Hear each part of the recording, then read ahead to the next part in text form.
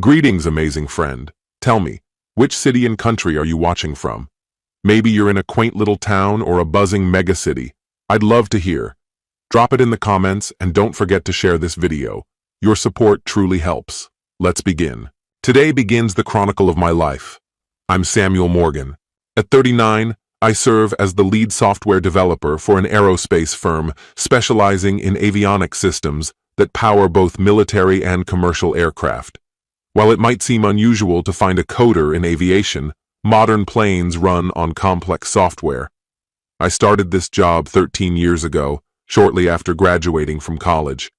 Before that, I had completed a 4-year stint in the military, working as an avionics technician on fighter jets, so the shift into this role felt natural. Soon after moving to the area, I went on a blind date and met Kara. Kara, 3 years my junior, is a nurse at a large downtown clinic. Her golden blonde hair and radiant smile had me hooked from the start. We quickly grew close, fell in love, and eventually got married. A couple of years into our marriage, we bought a house in the suburbs outside of Pittsburgh, Pennsylvania. Now, 13 years later, we have 2 sons, Jacob, who just turned 10, and Ryan, who's 8. Thankfully, both boys have grown close to their mother, and I suspect it won't be long before they start showing an interest in girls. Jacob got Kara's light blonde locks, while Ryan's hair has a more sandy hue, taking after Kara's dad. Kara had a particularly rough time during her pregnancy with Ryan, and convinced me to get a vasectomy afterward. I was reluctant at first, but I agreed and had the procedure done at her clinic. She assured me it was reversible, in case we ever reconsidered, which helped put my mind at ease. On the surface, life seemed solid. We had fulfilling careers, a pleasant home, 2 reliable cars, and a pair of lively sons. We kept busy, and I believed we were doing well overall. Sure, we had occasional spats like any couple, but we always found a way to move past them. What I didn't realize then was that everything was about to shift dramatically, that this weekend would be our final one as a complete family. I watched as Kara walked into the room wearing a new bikini she'd bought for our trip. She mentioned she picked it out specifically for the vacation, and I couldn't help but admire how incredible she looked. At 36, she easily looked years younger. I let out a playful whistle as she spun around in the fitted 2-piece. "Forget the pool," I joked. "We could just stay in and heat things up right here." She giggled and playfully swatted my arm. "Is that all you ever think about?" she teased. "When it comes to you, pretty much," I said, wrapping her in a hug. "We should head to the pool before it gets too late," she smiled. "Can you check on the boys?" "Sure thing," I said. The suite we'd booked for the week was generously sized, more like a small apartment than a typical hotel setup. It had 2 bedrooms, each with its own bathroom and even a compact kitchen area. It was on the pricier side, but I believed my family deserved something nice. The kids had their own room, and Kara and I shared the other. I made sure the boys were ready before we all headed to the pool together. On the way down, I noticed Kara glued to her phone again. Curiosity got the better of me. "What's so interesting?" I asked. "Just updating my family," she replied, eyes still fixed on the screen. Her relatives had all lived in the Pittsburgh area for years, while mine were retired down in Florida. I didn't give it much thought and continued walking. After splashing around with the boys for a while, I got out to dry off and sat beside Kara. I had barely settled in when a tall, well-groomed man walked over. He looked to be around 30, wore casual shorts and a t-shirt, and had neatly styled dark hair. He introduced himself as Derek, giving us both a firm handshake. "Mind if I sit here for a bit?" he asked, already pulling up a chair next to Kara. There were plenty of vacant seats around the pool, so I found it odd that he chose ours. Before I could respond, he reached into his pocket and handed us a business card. It identified him as an account manager, a polished term for a salesman, working for Acme Medical Supplies, based out of Columbus, Ohio. "Isn't Acme one of the suppliers your clinic works with?" I asked Kara, recalling the company's logo from delivery vans I'd seen at her workplace. She gave a slight nod. "Yeah, we use them. They're one of a few," she replied, then turned to Derek. Do you come to Pittsburgh often? Derek nodded. Fairly regularly, about twice a month. My territory runs from Columbus to Pittsburgh. Got it, I said. So what brings you here this week? There's a medical conference kicking off this weekend, he explained. I'll be in town for most of it. We continued chatting and found out he lived in Zanesville with his wife and 2 daughters, a small town off I-70, midway between Columbus and Pittsburgh. Derek used to laugh that even though he loved being a husband and father, he was clearly outnumbered in his household. I guess I'm only capable of making daughters, he'd say with a grin. Kara would chuckle in response. That's interesting, she'd reply. Samuel only seems to make sons. Derek had spent part of the day hanging around with us, even joining me and the kids in a game of water volleyball out in the pool. He came across as perfectly nice, and there wasn't anything obvious going on between him and Kara that raised red flags. Still, I couldn't shake this uneasy feeling. There was something subtle that kept my guard up, even though I couldn't explain what. Eventually, we got out of the pool to eat. Derek said goodbye with a smile, told us he'd had a blast, and hoped we could all hang out again soon. After dinner, we made our way back to our suite. Can you believe that? Kara said once we were alone in the bedroom. A house full of girls. Maybe Derek will finally give me the daughter I've always wished for. What the hell? I turned to look at her, stunned. Where was that even coming from? That's not funny, I said, trying to control my tone. You were the one who insisted I get a vasectomy after Ryan was born, and I mean it. If you ever cheat on me, I won't be able to forgive that. She gave me a playful smile. Relax, I was joking. I'd never do something like that. I love you too much. I love you too, I said, more serious than ever. But that kind of joke just doesn't land. She didn't say anything after that, and the silence wrapped around the room. But for just a second, I thought I saw something flicker across her expression. Shame, maybe. Or was I imagining it? Later, after spending some quiet time with the kids in the living area of the suite, we got them to bed and returned to our room. As I was winding down, Kara mentioned she felt restless and asked if I'd mind her taking a quick swim. Sure, I said. Want to come too? She shook her head. Someone needs to stay with the boys. I won't be gone long. All right, I said, watching her walk out the door. Our room was on the 3rd floor, with a full view of the pool and hot tub area. I grabbed my camera and set it up on the tripod. Photography had always been a quiet passion of mine, and I loved taking candid shots of Kara. She never looked more beautiful than when she didn't know I was watching. I zoomed in as she stepped into the pool area and started the recording. She swam a bit, then got out and toweled off before relaxing in one of the lounge chairs nearby. After a while, someone else came into the frame, Derek, still dressed in his casual shorts and t-shirt. He sat down next to her, and the two of them started chatting. At one point, I was almost sure Kara glanced up toward our window, like she was checking to see if someone might be watching. But with the tinted glass and lights off, there's no way she could have seen me standing there. Then it happened. She leaned toward him, and it looked like she kissed him. I tried to zoom in further to be sure, but before I could get a better look, they both stood and walked out of frame. Assuming she was heading back upstairs, I stopped the recording and packed up the camera. I lay back on the bed, staring up at the ceiling, trying to make sense of what I had just witnessed. Did she really kiss some guy she barely knew? My eyes drifted to where her phone was sitting on the dresser. For a second, I thought about going through it, but I couldn't bring myself to cross that line. If there was nothing there, I'd just feel like the one who betrayed her. So I waited, and waited. But she didn't return. Seriously? I thought. It doesn't take this long to ride an elevator up 3 floors. Nearly 2 hours later, she finally walked back into the room, and right away, I knew something was off. She smelled different. I couldn't pinpoint it, but it wasn't her usual scent. You took your time, I said. I saw you leave the pool a while ago. Yeah, sorry, she said casually. Derek came by and we started talking. One thing led to another, and we decided to grab a few drinks. I didn't realize how late it got. My gut twisted. That was a lie. I knew it. She didn't smell like alcohol at all. No trace of it on her breath. If anything, she smelled freshly showered, or worse, like someone else's cologne. Whatever closeness I'd felt before evaporated in a heartbeat. My chest tightened, and nausea crept in fast. Without saying another word, I rushed to the bathroom. I barely made it before I vomited, violently, like I was purging everything I'd eaten for days. Kara knocked softly on the door. "Sweetheart," she called out, "are you okay?"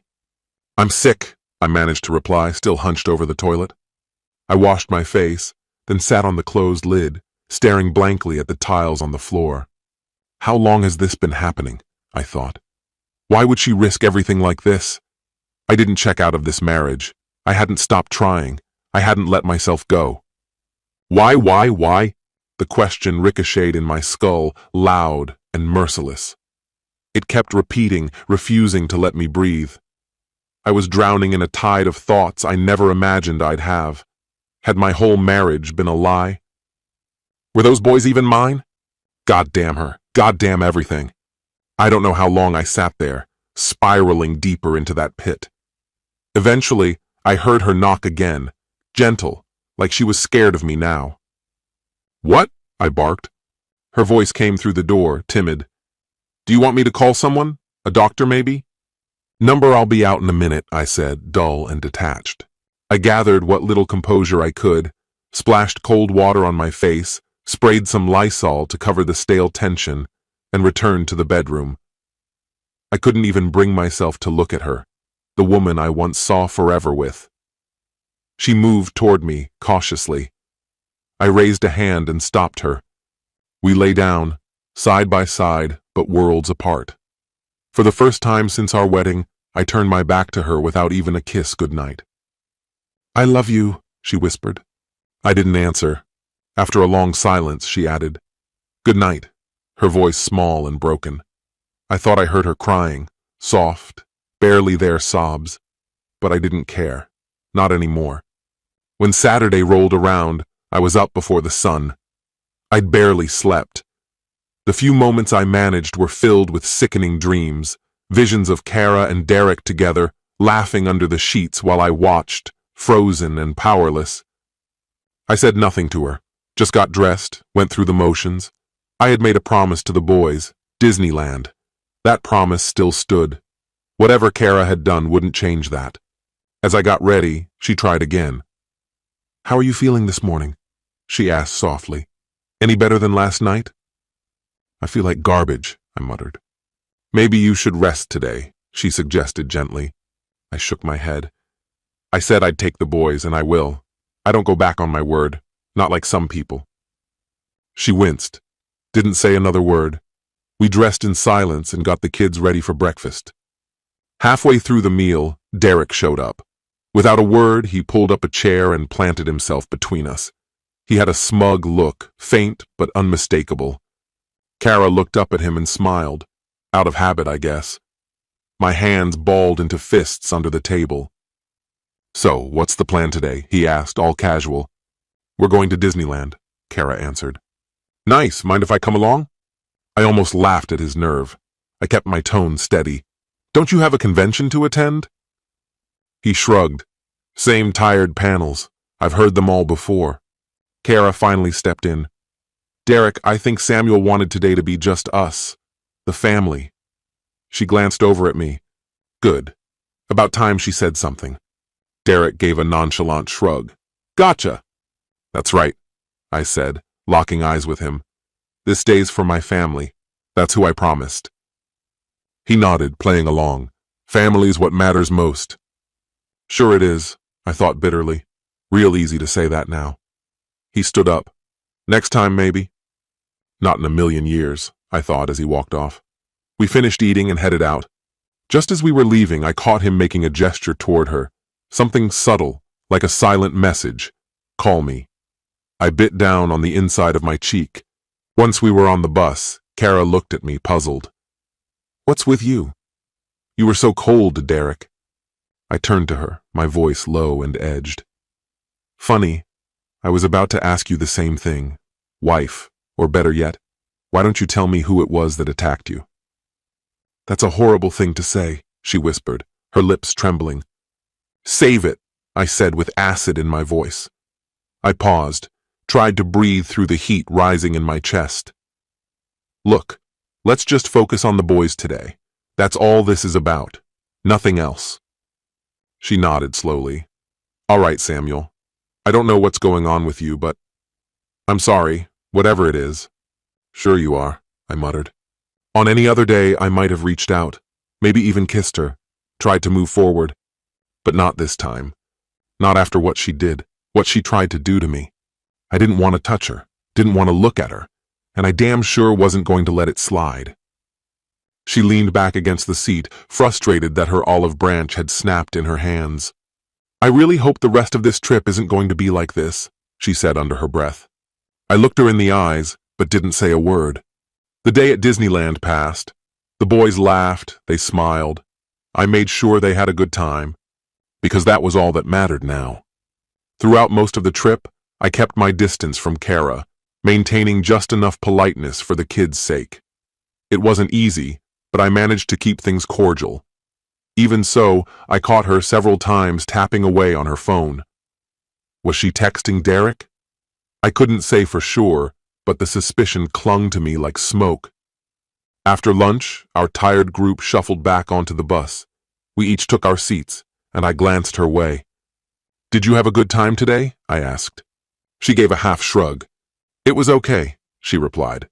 Might have been better if you'd actually spoken to me. I nodded slightly. Sorry, I'm still a bit off after last night. Maybe you just need some real rest, she said. Yeah, maybe, I muttered. But internally, the words hit differently. Sleep won't fix betrayal. Liar. The rest of the ride passed in heavy silence. We ate a quiet dinner when we returned to the hotel. Later, back in our room, I made one last effort to connect. I walked up to her, wrapped my arms around her gently. Sorry for being short with you, I murmured. Let's put the kids to bed and carve out some time for us. Just the two of us. She looked at me with a soft, almost apologetic smile. I'd really like that, honey. But I just started my period. I'm sorry. I went still. That didn't track. I wasn't a gynecologist, but I knew her cycle. She had just finished a few days before we flew out of Pittsburgh. So what was this? That's unfortunate, I said, keeping my voice neutral. Think I'll go lie down for a bit. Of course, she said sweetly. I'm heading to the pool for a little while. Sure, I replied, even though I had a strong suspicion about who would be joining her. As soon as she left, I set up my camera, angling it to record exactly what I feared. And just as I suspected, the two of them met at the pool not long after. I zoomed in, capturing clear footage. They spoke in hushed tones, then walked off together. This was no coincidence. I had the proof now, both photos and video. From their body language, it was obvious where they were going. Derek's room. I dropped onto the bed, thoughts racing. A part of me burned to charge down the hall, confront him, maybe even punch him out, but that would land me in handcuffs. Then I saw her purse and phone still on the dresser. I picked up the phone, locked, but I remembered she often used one of the boys' birthdays for the code. I tried Jacob's birth date, unlocked. I scrolled through her messages, each one tightening the knot in my chest. The truth was all there, plain and brutal. She and Derek had been seeing each other for over a year. He was the Acme rep who made regular visits to her clinic. Seemed like every couple of weeks. They'd partied together whenever they could. But lately, the relationship had intensified. She'd told him she wanted a daughter and believed he was the ideal person to make that happen. She even mentioned our California vacation and encouraged him to come out so they could be together during the trip. And the worst part? His wife, Amanda, apparently knew the whole story. From their messages, it sounded like they had some sort of open marriage that allowed for outside partners.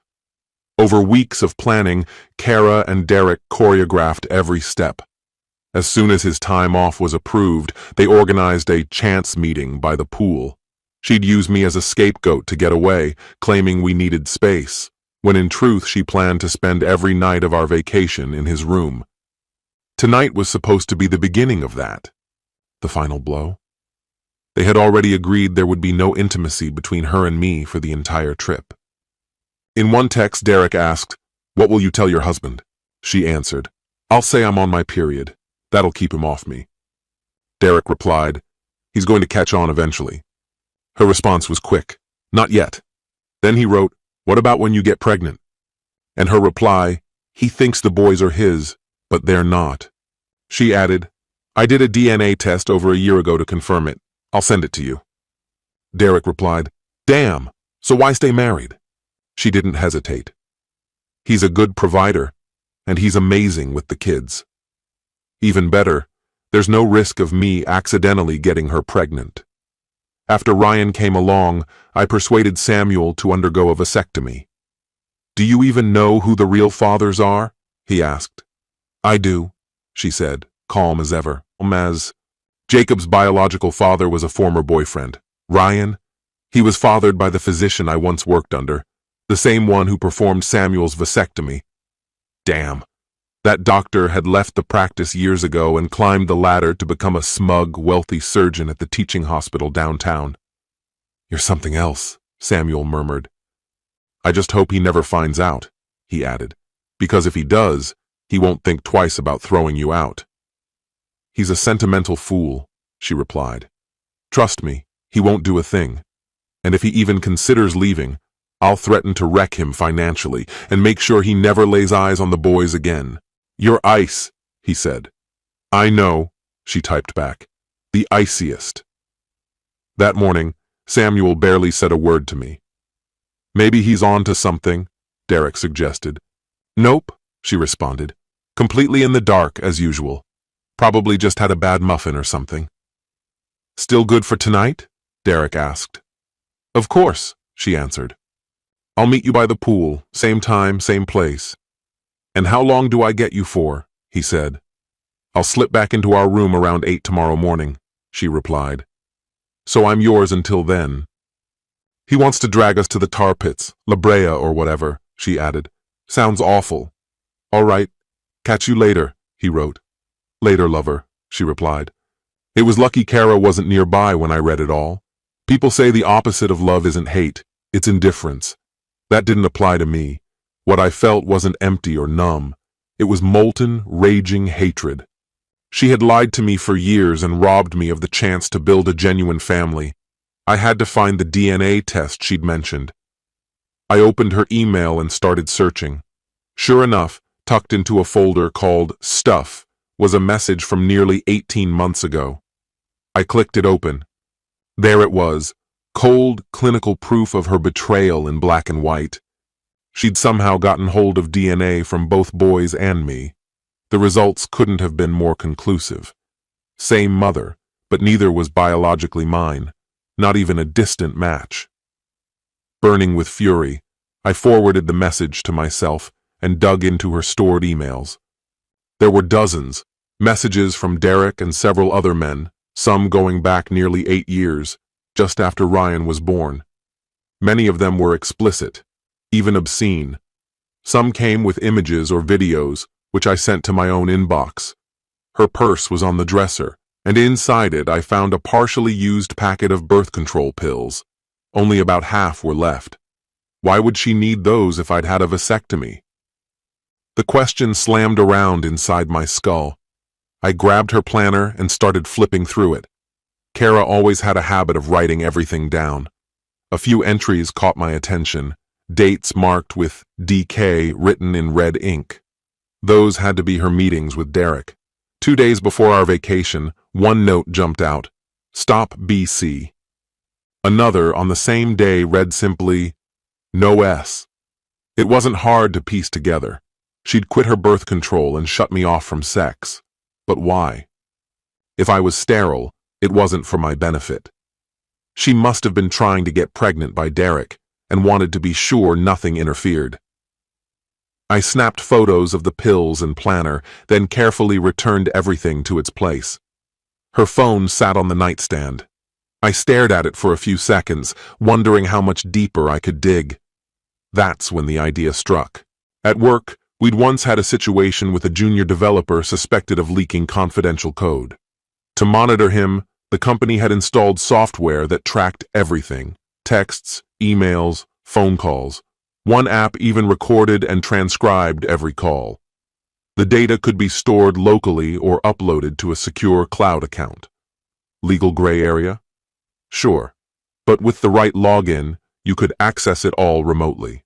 In the end, the developer hadn't actually done anything malicious, though he still got a slap on the wrist for being careless. They moved him to a different team. Using the same tools, I created a tracking profile for Kara's phone. Within minutes, I had complete remote access through my laptop, phone, or tablet. I added a call recorder that could transcribe conversations. It wouldn't stand up in court, but I wasn't thinking about court. To me, Kara had just declared war. My third move was to install a location tracking app on her phone, giving me the ability to monitor her whereabouts at any given moment. My logic was simple. If she had her phone, and she almost always did, I'd know exactly where she was. At the same time, I concluded that it would be safest to create physical space between Kara and the boys and me. I checked airline websites and eventually spoke to an agent over the phone. There was a red-eye flight to Pittsburgh, leaving just before midnight, and I booked it immediately. Although the flight lasted about 4.5 hours, the time difference meant we'd touch down in the early morning. That gave me a decent cushion to pack our things, drive to LAX, and get through security. By the time Kara returned, we'd be long gone, already en route to the place we called home. I called Kara's parents, praying they were still awake so I could give them a brief heads up. Thankfully, my bond with them was solid. They'd always treated me with warmth and respect, like a son rather than a son-in-law, and I held them in equally high regard. Julie, Kara's mom, answered quickly on the second ring. "Hi, Mom," I said in a quiet voice. "Sorry to call so late, but I really need your help." "Of course, Samuel," she said with concern. "Is everything okay over there?" "Not really," I replied. "The kids and I are catching a flight tonight. I was wondering if they could stay with you for a week or so. I'll fill you in once we're there." "Absolutely, we'll take them," she said immediately. "Is this about you and Kara?" "I'd rather talk in person," I said gently. "Please just promise me you won't tell Kara anything about this." "You have my word," she said softly. "Not a peep." After ending the call, I quickly stuffed clothes and essentials into 2 suitcases. Adrenaline made the process go fast. I was done in minutes. I walked quietly into the boys' room and nudged them awake. "Time to get up, guys," I whispered. "We need to leave. Start packing your stuff." Still half asleep, they looked puzzled. "What's going on?" Jacob mumbled. "We've got to leave, right now," I said more firmly. "We're heading home and you'll be with Grandma and Grandpa for a bit. Let's move." "Where's Mom?" Ryan asked, still rubbing sleep from his eyes. "Isn't she coming?" "No," Jacob replied before I could answer. "She's with that Derek guy, remember?" I froze. My 10-year-old had just confirmed what I had only suspected. "How do you know that?" I asked him, surprised. "She's been texting him all day," he said casually. "Didn't you see it?" I realized I'd been mostly focused on the kids while we were at Disneyland. But now that he mentioned it, I did remember her glued to her phone. "Right," I muttered to myself. "Okay, let's get packed. We need to leave soon." Once they had their things ready, I scribbled a quick message for Kara. I didn't expect her to find it until morning. It read, "Kara, you weren't here when we woke up, so I took the boys out. Might be back late." I briefly wondered if she'd pick up on the cold tone, the complete lack of warmth, but honestly, I didn't care anymore. If her recent habits were anything to go by, she'd likely glance at the note and head straight back to Derek without a second thought. With our bags packed, we wheeled everything down to the front desk. I settled the bill and handed over our key cards. "My wife is still in the room," I told the night staff. "Not sure when she's checking out." "Hope you had a pleasant stay," the young woman said politely. "Thanks," I replied, trying to keep my emotions buried. Outside, I spotted a van with an airport shuttle sign and waved it down. The driver helped us with our luggage, and we climbed in. The timing was perfect. Once at the airport, I confirmed our reservation and got us checked in. Security lines were long, but we eventually made it through. Soon after, we were on board and in the air, flying toward Pittsburgh. The boys drifted off to sleep not long after takeoff, their heads resting heavily against the seats. I, on the other hand, was too wired to relax. I pulled out my tablet and started researching Pennsylvania's divorce laws. It was a no-fault state, which meant a divorce didn't require proof of wrongdoing. But there were exceptions for infidelity and other forms of misconduct. Those cases tended to be messier, more costly, and dragged out. It looked like I'd still be required to pay child support, though I didn't mind. I loved those boys fiercely, even though they weren't biologically mine. As far as financial matters went, the assets would likely be split down the middle. Kara's cheating might work in my favor when it came to certain obligations, but the most painful part was realizing she'd probably be awarded primary custody. That would relegate me to the role of a weekend dad, a thought that pierced deeper than anything else. I'd never really had the chance to be their full-time father. And as for the house, odds were it would go to her. Still, I held on to a faint hope. Maybe she'd agree to buy out my half of the mortgage, giving me something to rebuild with, somewhere to start again.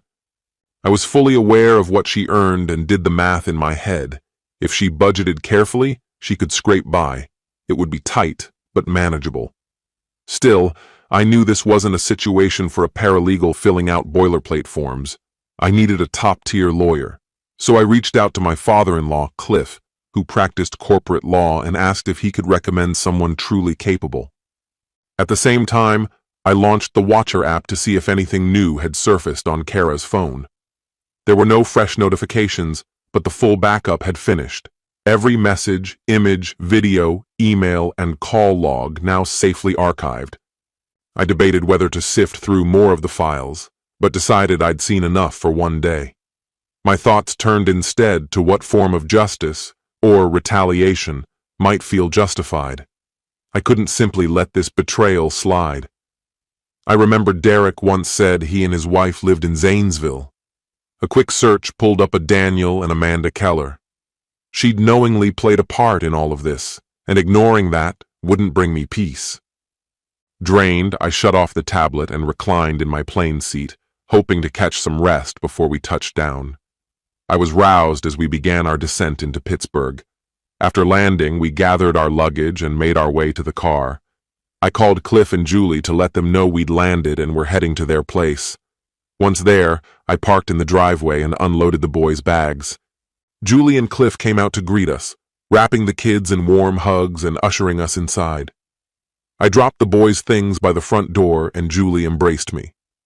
"Honey, what's going on?" she asked gently. "I thought things between you and Kara were good." "That's what I thought too," I said, "but everything's been a lie." "What do you mean?" Cliff asked, his voice laced with concern. I powered the tablet back on and showed them the DNA test from Kara's email, along with her messages to Derek. Julie gasped, hand flying to her mouth. "Oh my God, how could she be so careless?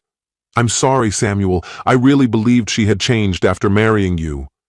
"What are you talking about?" I asked, confused. "Kara had a wild streak when she was younger," Julie explained. "It started in high school and only got worse in college. She was the type to get up on stage during spring break, stripping down, chasing guys all the time. She was even engaged once," she continued, "but she said they broke it off because they grew apart." "She never told me any of that," I said, stunned. "It was all during her college years," Julie replied. "What was his name again?" she asked, turning to Cliff. "Mike something?" "Mike Jacques," Cliff answered. "They were high school sweethearts." "I think I still have a prom photo of them," Julie said, pulling out an old photo album. She flipped through the pages until she found it. "Here," she said, passing the picture to me. In it, a younger Kara stood with her prom date, and something struck me instantly. "Doesn't Mike look a lot like Jacob?" I asked, holding the photo up for Julie to see. She looked closely. "You're right, it's uncanny. What do you think, Cliff?" He examined the photo. "They definitely resemble each other. Are you thinking Mike could be Jacob's real father?" "That's what I'm beginning to suspect," I said, "but only a paternity test can say for sure." Any idea if he's still around? I asked. Yes, Julie said. His family owns a deli that's been here forever. Last I heard, he still worked there. Their pastrami is incredible. She jotted down the deli's name and general location on a scrap of paper and handed it to me. I knew I'd have to follow up. Then I turned to Cliff. Do you know a really good divorce lawyer? I do, he said. But are you absolutely sure this is the path you want to take? I've never been more certain, I replied. Kara lied to me for over 10 years. I might not even be the biological father of my kids. And while I'm reeling from all this, she's out in California with some traveling salesman. Cliff let out a long sigh. I understand, son. What she did is shameful. You've treated her well, and I've always considered you part of our family. He paused for a moment, then added, but she's still my daughter. I'll always love her. I want you to do what you feel is right, but promise me one thing. What is it? I asked. No matter what happens, don't harm her, not physically. I gave a subtle nod, catching the message he was trying to get across. You have my word, I said. Glad to hear it, he replied. Also, if you're free, we'd love to have you over for dinner tonight. Just the family. I'd really like a chance to sit down and sort through everything properly, he continued. I'll be there, I promised. He reached into his wallet and handed me a card. The name Marion Hawkins was printed on it, along with her contact details. She comes highly recommended, he said. I worked with her a few years ago. She doesn't put up with lies or games. First thing Monday, give her a call. Thanks, I told him. See you tonight. And one more thing. Please don't mention this to Kara. My lips are sealed, Julie assured me. We said our goodbyes. I hugged the boys tightly and told them I'd be back that evening. Then I left, heading toward what used to be my house. Without Kara or the boys, it didn't feel like home anymore. It felt empty, like a shell. Each room, every item, felt haunted by memories of better days. The weight of it all hit me hard, and I blinked away tears as the reality settled in. The joy that once filled this space had been soured, poisoned by her betrayal. I forced myself to push forward, climbing the stairs to our bedroom. I refused to let her see me broken again. In the bathroom mirror, I caught my reflection and saw the toll of 2 nights without sleep etched into my face. Jesus, I murmured, I look awful. I brushed my teeth, crawled into bed, and before I could finish my next breath, sleep took over. Kara. I stepped into the hotel suite right at 8 a.m. on Sunday, hoping to find my husband and kids inside. Given Samuel's behavior the day before, I had no clue what kind of reception I was walking into. I'd made sure to shower and freshen up before leaving Derek's place. There was no way I was letting Samuel pick up on another man's scent. As I opened the door, I braced myself for the typical morning ruckus, Samuel barking instructions, the boys causing a whirlwind. Instead, the room was silent. I walked through the suite, heading to the bedroom we were sharing. Empty. But a note on the dresser caught my eye. You weren't here when we got up, so I took the boys out for the day. Might be back late. Essay, short, to the point, classic Samuel. There wasn't even a hint of warmth. No miss you. No sign-off with love. Clearly, he was still stewing over Friday's events. I exhaled slowly, debating whether it was even worth trying to call or text him. Judging by his mood last night, I already knew the answer. Then I spotted my phone where I'd left it. The Messenger app was still open. That's weird, I thought. I'm sure I usually close all my apps. Maybe I forgot? Shrugging, I tapped Derek's number and brought the phone to my ear. Hey, baby, I said as soon as he picked up. Samuel took the kids out early this morning. Sounds like they'll be gone all day, so I'm all yours tonight if you're up for it. He already left? Derek asked. Yep, I said. Guess he got tired of hanging around. His loss, Derek replied. Want to meet downstairs for breakfast? Maybe hang at the pool, then come back up here for a little alone time? Perfect, I said, a smile already forming. I tossed some essentials into a bag and headed for the door. Samuel. I didn't stir until close to 1:30 that afternoon. I hadn't realized just how drained I was.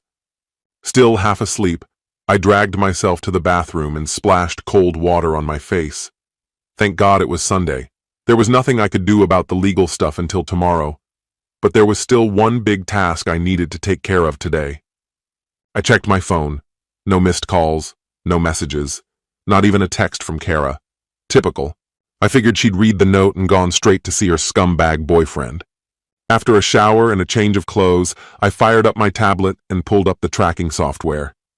A new call had gone out earlier that morning, meaning she'd definitely read the note. The number traced back to the 740 area code. A quick search confirmed it was Zanesville, Derek's territory, the same town where he played house with his wife and daughters. I played back the audio from the call, scanning the transcript along with it. That was all I needed. It confirmed her plans to stay with him that night. Her GPS still showed she was at the hotel. I pulled up a map and punched in the address of the deli where Mike Jacques worked.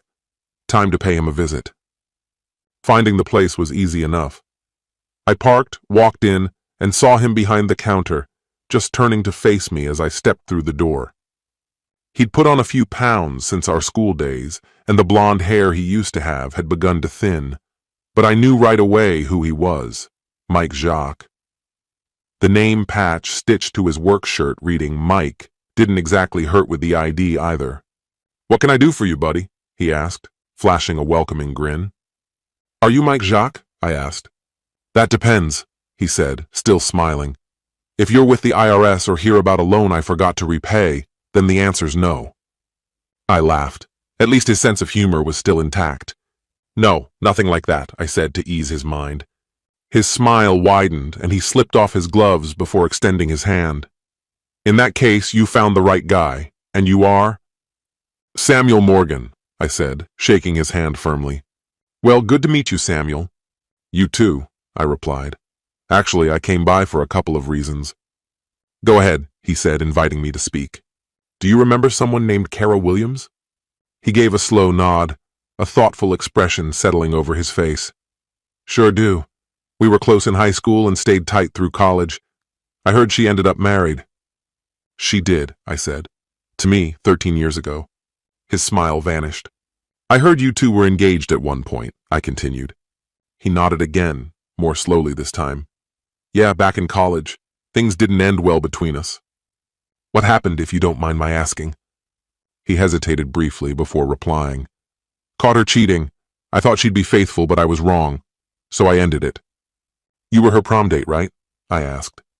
"Yeah," he said, his voice distant. "Feels like a whole other life now. Honestly, she was pretty wild back then. I always believed she matured over the years," I said. "Maybe I was wrong about that." "Mike, did you happen to see her again, say, around 11 years ago?" A faint blush rose in his cheeks. "Yeah," he admitted quietly. "She came by one night, just before we closed," he said. "Wanted to talk. At first, I figured she might have been thinking about getting back together, but then I saw her wedding ring and backed off. She said she wanted to clear the air about how things ended in college. Said she felt guilty. Then she asked you to get her pregnant," I said flatly. He gave a reluctant nod. "That's right. I asked about her husband. Turns out that was you. She told me you were into that kind of thing. Said it was a little arrangement you two had." "That's not exactly how I describe it," I replied. "Doesn't really match up with that ring on your finger," I said, gesturing to the one he wore now. He looked down at it. "I wasn't married at the time," he said. "Met my wife about 6 months after all that happened." "Did she ever reach out again?" "She did," he said. "Told me she'd had a baby. Said she named him something like Jim." "Jacob," I corrected. I pulled out my phone and held up a picture of my son. "Think he looks familiar?" I asked. He stared at the image for a moment. "Yeah," he said. "Good-looking kid. So what now? You planning to come after me or something?" I shook my head. "It's too late for that, but I do need your help." "What kind of help?" "Would you be willing to testify in court?" I asked. "Just tell the judge what you told me, under oath." He thought it over. "Yeah, I could do that. Sounds like she was playing both sides." "That's what it looks like to me," I said. "Also, would you be willing to take a DNA test, just to determine if Jacob's biologically yours?" He shifted uncomfortably. "Is this about child support or something?" I shook my head again. "I don't know how the court will rule. I've been Jacob's father in every real way for over a decade. My name's even on the birth certificate. But I don't know what Kara or her lawyer might try to argue." He stood quiet for a few seconds, then gave a slow nod. "All right. What do I need to do?" I reached into my bag and pulled out a sealed plastic packet containing a cotton swab. "Just need you to swab the inside of your cheek," I said. "I'll handle everything else." He opened his mouth slightly and I carefully slid the cotton swab inside. Once I'd collected the sample, I resealed it in its pouch, labeled it, and slipped it into my jacket. "There's just one more thing," I said. "Oh yeah?" he replied, a hint of curiosity creeping into his tone. "I'd like to buy a pound of your pastrami," I told him. "I'll pay, of course." A grin spread across his face. "You've got a good palate," he said. "Ours is the best you'll find anywhere in the state. No contest." "That's what I've heard," I said. He passed me a thin slice to taste. The moment it touched my tongue, I knew it. This was hands down the best pastrami I'd ever had. "This is amazing," I said, genuinely impressed. "If you're hungry, I can throw in a sandwich on the house," he offered. "That would be perfect, Mike," I replied. "I actually haven't eaten a thing all day." He weighed out a pound of the meat, slid it into a bag, and began prepping the sandwich. Once it was wrapped neatly in butcher paper, he handed it over. I thanked him and paid for the pound of meat. "You carry yourself like a real professional, Samuel," he said then, his smile fading to something more serious. "I'm really sorry for what you're going through. I hope everything works out." "Thanks, Mike. I mean that. And thank you for your honesty," I told him. "I'll see you around." "Take care of yourself," he said as I walked out. On the drive back, I took a few bites of the sandwich. It was every bit as good as I had hoped. Once home, I placed the bag of pastrami in the fridge and finished off the rest of the sandwich. Then I grabbed my tablet. I wanted to check for any updates from Kara, calls, texts, anything. Nothing. Not a single message, not even a simple check-in to see how the kids or I were holding up. So I went back to comb through her messages and emails again. Maybe I'd overlooked something. Starting from the top, I found an extended thread between her and Dr. Winstead, the same doctor who had done my vasectomy. He had been very direct. He didn't want to be involved with the baby she was carrying. He also asked if she'd mentioned the procedure to me like he'd advised. "I did," she wrote. "He was fine with it. I told him things were rough with Ryan because they were, and he wanted to help however he could." "Good," the doctor replied. "I'll take care of it. Don't worry. He won't be able to have children once I'm through. But I do wonder, why don't you want kids with your husband?" She didn't mince words. "Are you serious? Have you seen him? Why would I want his kids? No way." I just sat there, numb. The woman who once claimed she loved me had tricked me into sterilization and conspired with another man to do it. And to make it worse, she had no intention of staying with me, not really. Why had she even bothered marrying me? The betrayal hit hard, like a punch straight to the chest. But there was more. I kept digging, scrolling through her inbox. I downloaded the evidence, emails, photos, videos, onto a flash drive. I'd need them for the divorce. After Winstead left the clinic, she didn't slow down.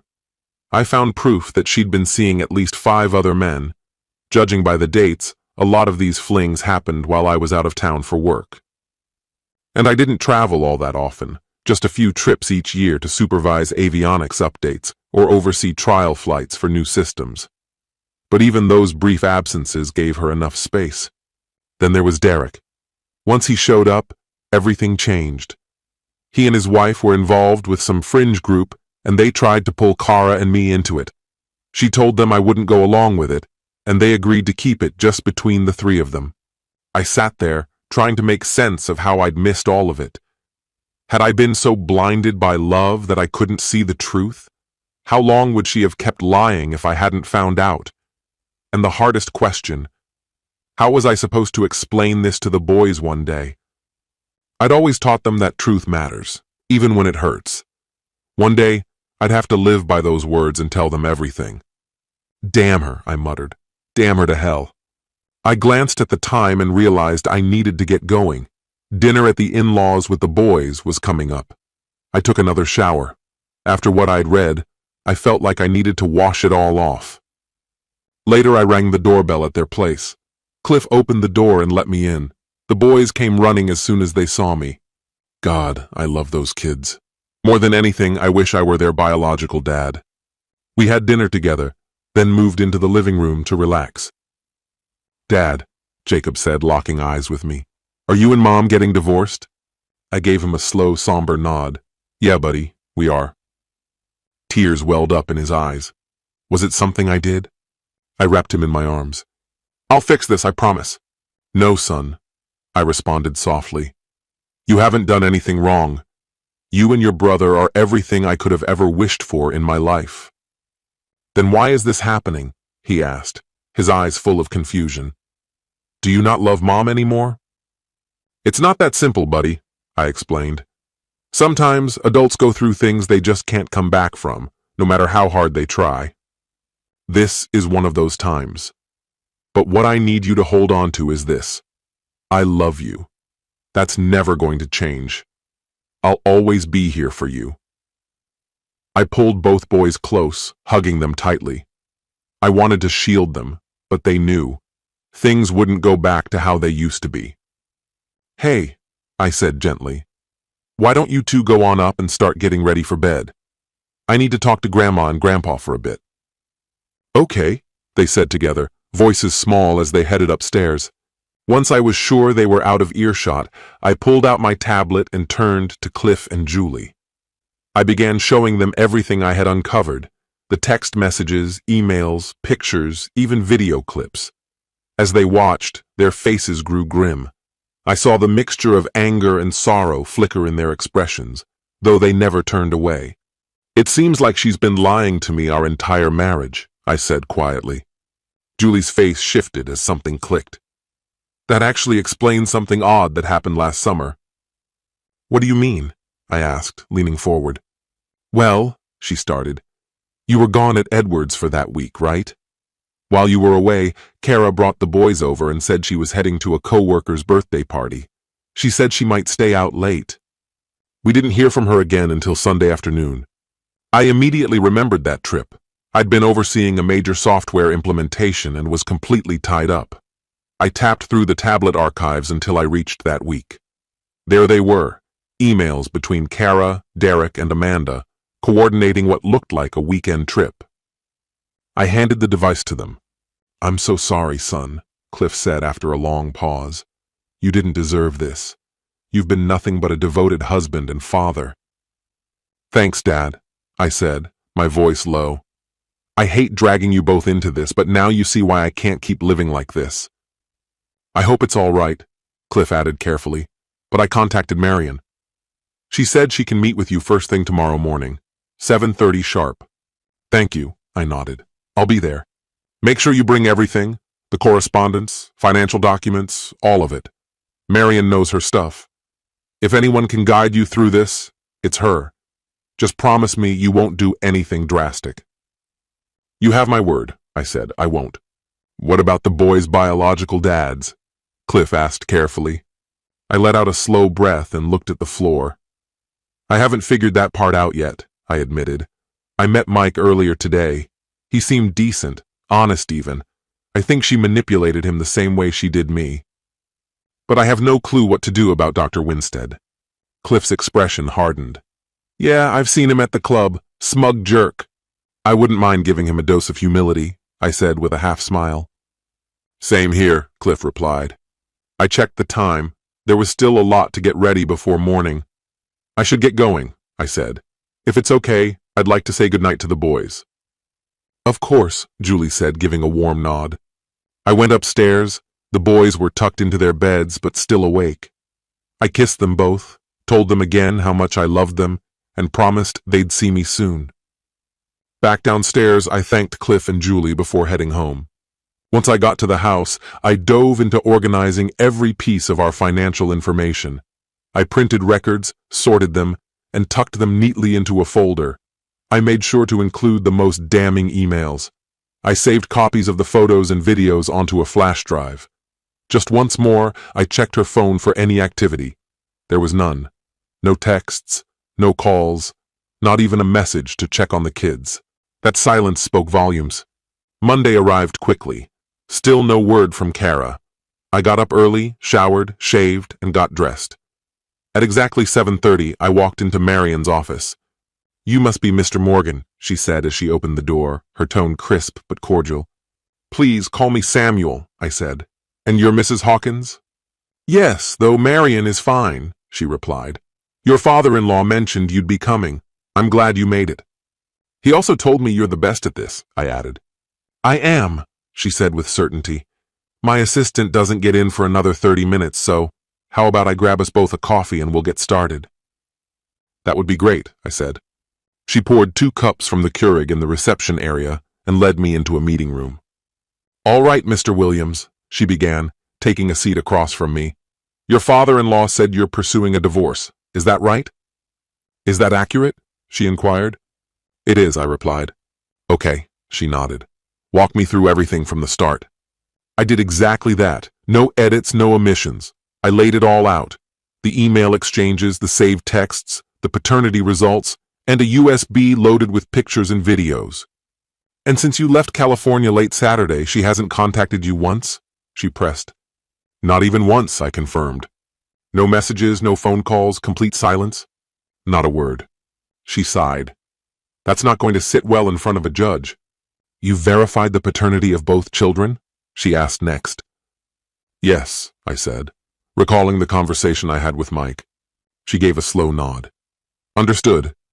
Just so you know," she went on, "divorces rarely revolve around what's fair. They tend to come down to money. Most of the time, mothers retain custody, and fathers are left covering child support and alimony. Property is usually divided equally, and the custodial parent often stays in the house. And since Pennsylvania is a no-fault divorce state, fault won't change how things are split. Still," she continued, "adultery can be cited as legal grounds. Is that the direction you're intending to take?" "That's right," I said. "We'll have to convince a judge," she explained. "But based on what you've brought me, there's a compelling case. If we succeed, we can push back against any spousal support claims." "That said," she cautioned, "alimony might still be on the table. There's a standard calculation that considers several aspects of your marriage." "Even though I'm not their biological dad?" I asked. "You've raised them for a decade as your own," she said gently. "That kind of history carries legal weight." She leaned back slightly. "But don't give up hope yet. We've still got strategic options. You mentioned the younger boy's biological father is Dr. Ryan Winstead?" "Yes," I confirmed. The name hit me harder than I expected. Our youngest son's name was also Ryan. "She named him after his actual father," I muttered, bitterness creeping in.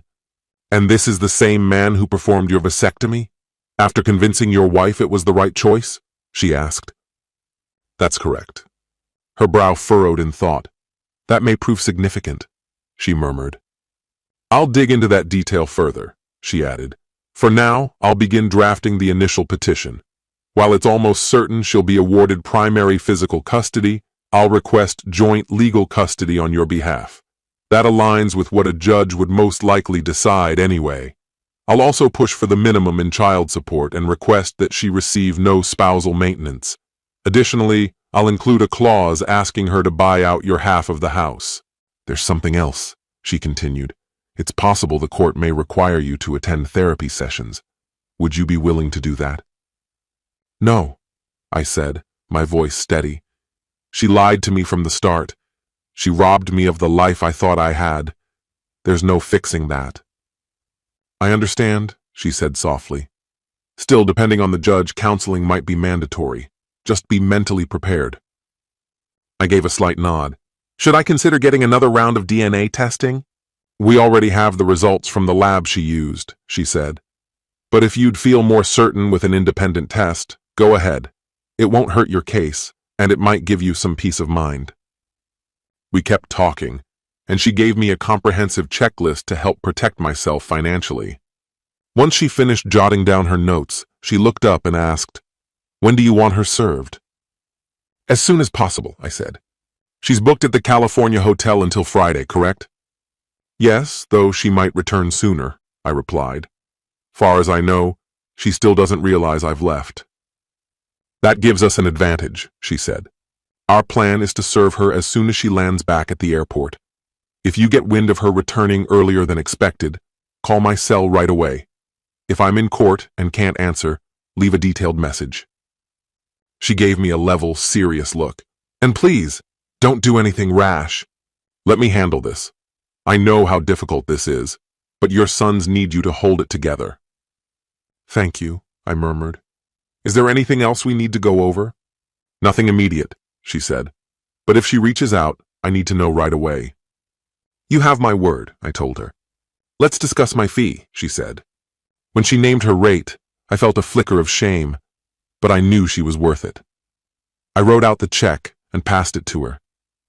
After exchanging farewells, I left her office feeling a touch lighter. My fury at Kara hadn't dulled, but at least I had a plan now. On the way home, I followed through on Marianne's financial advice. I visited the bank, pulled half the money from our joint accounts, and opened a new one in my name only. I also closed out all the shared credit cards, except the one I'd just gotten under my name alone. I knew that Kara had a credit card under her own name, completely separate from our joint account. Still, I always made sure to cover any of her charges using money from our shared checking. When I got back to the hotel, it was close to 11 in the morning, which meant it was just hitting 8 a.m. in California. If Kara planned to call, I figured the moment was coming, right at 8 a.m. Monday, I pushed open the door to our hotel suite. I hesitated before going inside, bracing myself for whatever I might find. Samuel hadn't contacted me the day before, and the silence was starting to feel unbearable. I trusted him with the boys, but trust only went so far. I needed confirmation. Sliding the key card into the door, I waited for the click, then stepped in. An eerie calm settled around me. The room felt too quiet. Where was everyone? I hadn't seen them at breakfast either. Had they already left? I called out their names. Nothing. The boys' room was my first stop. Beds perfectly made, too perfectly. The usual chaos, abandoned toys, crumpled pajamas, tiny socks, was completely absent. With unease rising in my chest, I opened the closet. My stomach dropped. Every item of clothing was gone. I rushed to the dresser and yanked open each drawer, empty, all of them. Panic surged. I ran to the main bedroom and tore open Samuel's closet. Empty again. The note he'd written Saturday night still sat untouched on the dresser. I pulled open more drawers, nothing inside. My breath hitched. He knew. I grabbed my phone and dialed without thinking. Yeah? Samuel's voice came through. It's me, I said, doing my best to sound steady. Where are you? Are the boys okay? What's going on? Oh, now you care? He snapped, his tone cutting. His voice dripped with rage. Of course I care, I said quickly. I love you. I miss you. He didn't let me finish. You love me? Funny? That why you didn't even check in for over a day? Too busy playing house with Derek to notice we were gone? What? Samuel, no. What are you talking about? My voice wavered. I knew the kids were safe with you. I thought you didn't want to be bothered. Cut the crap, he barked. You saw your chance and you took it. Ran off to your lover like I didn't exist. Don't insult my intelligence. I found out everything. My mouth went dry. What do you mean, everything? I know the truth, you lying bitch, he spat. I saw the paternity test. The boys, they're not mine. I know who is their father, and I know how you set me up to live a lie so you'd never have to give me a real family. I felt like I couldn't breathe. Samuel, this isn't what you think. Don't even try to twist it, he growled. You've been lying since the start. This whole trip, just a cover so you could screw Derek. I'm done. No, I begged, tears welling. Please don't say that. We can fix this. I've already met with a divorce attorney, he said, voice cold as ice. My heart cracked. Samuel, no, not that. Please, I don't want a divorce. I don't care what you want, he snapped. Please, I pleaded. Let's just talk. We can sit down, be adults, work through it. I know you're furious, but we don't have to end this. There's nothing to fix, he hissed. You disgust me. The hotel's covered through Friday. Stay if you want. You'll be served when you get home. He paused, then delivered the final blow. Your debit and joint credit cards? Cancelled. You've still got your personal card. Use that. Samuel, I tried to say more, but the call was already over. I stared down at the phone, stunned. I didn't call back. What was the point? He wouldn't listen, not like this. As I stood frozen, his words echoed louder and louder in my mind, and with them, anger began to boil. Yes, I had been unfaithful, more than once. I'd always had that restless streak in me. I hoped marriage would tame it, but it didn't. I stayed faithful for the first couple of years, but eventually the urge came back. Around the time we started discussing children, I made a choice, a life-altering one. I let Mike, my ex-fiancé, father my children. I told myself it was something I owed him. I wasn't honest when he asked about Samuel. Truthfully, I never wanted kids with Samuel. It wasn't about him being unattractive. He was fine, just not the kind of man who turned heads. Keeping the truth buried hadn't been easy, but I did everything in my power to keep Samuel from ever discovering it. I always waited until he left town before giving myself permission to indulge. Those rare windows of freedom gave me room to enjoy myself fully and tidy up before he returned. These moments didn't come often. His business trips were infrequent, just a handful each year. Even after Jacob was born, I continued to see other men now and then, always careful not to raise Samuel's suspicions. I began using my free time to meet up with various lovers. Some of them took photos or videos of our time together and sent them to me as souvenirs. A few years after things ended with Mike, I began a new relationship, this time with one of my superiors, Dr. Winstead. That affair led to my pregnancy with Ryan. I named the baby after his real father, although Dr. Winstead made it clear he wanted nothing to do with the child. I bet on Samuel never figuring it out, and for the time being, that bet was paying off. It was actually Dr. Winstead who suggested I persuade Samuel to undergo a vasectomy after Ryan was born. The idea struck me as underhanded, but I played along. I gave Samuel a false explanation, one he accepted without much resistance. Of course, I made sure it was Dr. Winstead himself who performed the surgery. After Ryan came into the world, I quietly resumed my secret rendezvous with other men, always cautious, always discreet. I never denied Samuel what he wanted, and I made a point never to subject him to the aftermath of someone else. As long as Samuel stayed unaware, I believed everything would stay manageable, or so I convinced myself. Then I crossed paths with a man named McGregor. That wasn't his real name, obviously, but it was the name everyone used. After a few meetings, he proposed something business-related that promised serious money. Our interactions were always strictly transactional, and gradually, I managed to build up a respectable emergency fund. I planned to keep that stash of money as a fallback, in case Samuel ever left me. Admittedly, some of what McGregor had me doing wasn't exactly above board, but he promised I'd be fine as long as I kept my mouth shut and didn't draw attention. Around that period, I decided to get paternity tests done, just to confirm what I had already suspected. Neither of the boys was Samuel's biological child. The confirmation was oddly satisfying. I held on to the results, thinking I might need them someday. I had always known that a day would come when I'd need to confess everything to Samuel. I understood that the truth would likely destroy him, but by then, I didn't care. What was he going to do? Rewrite the past? Take back the births? Some would say I stole fatherhood from him, but I believed I had the right to choose the fathers of my children. When Samuel eventually uncovered the truth, I thought his response was over the top. After all we'd been through, I didn't see why this revelation should be any different. I never imagined he would actually go through with a divorce. That Friday night was the first time I ever saw real rage in him, genuine hurt. The moment he called me a slut, Something inside me snapped. Yes, I thought. Maybe I am a slut. But who the hell was he to throw that in my face? The more I replayed his words in my mind, the hotter my anger burned. Fine, I thought. If that's what he thinks of me, then I'll prove just how right he is. My mind began spinning with a bold, reckless plan. Why not? I reasoned. And then something else hit me. Hard. Samuel had claimed to know everything. That terrified me. If he truly knew the full extent of what I'd done, I could be in serious legal trouble. I snatched up my phone, scrolled through my contacts, and made the call. McGregor, a man answered on the other end. McGregor, I said. It's Kara. Hey, Kara, he said smoothly. How's life in California? Getting that golden tan?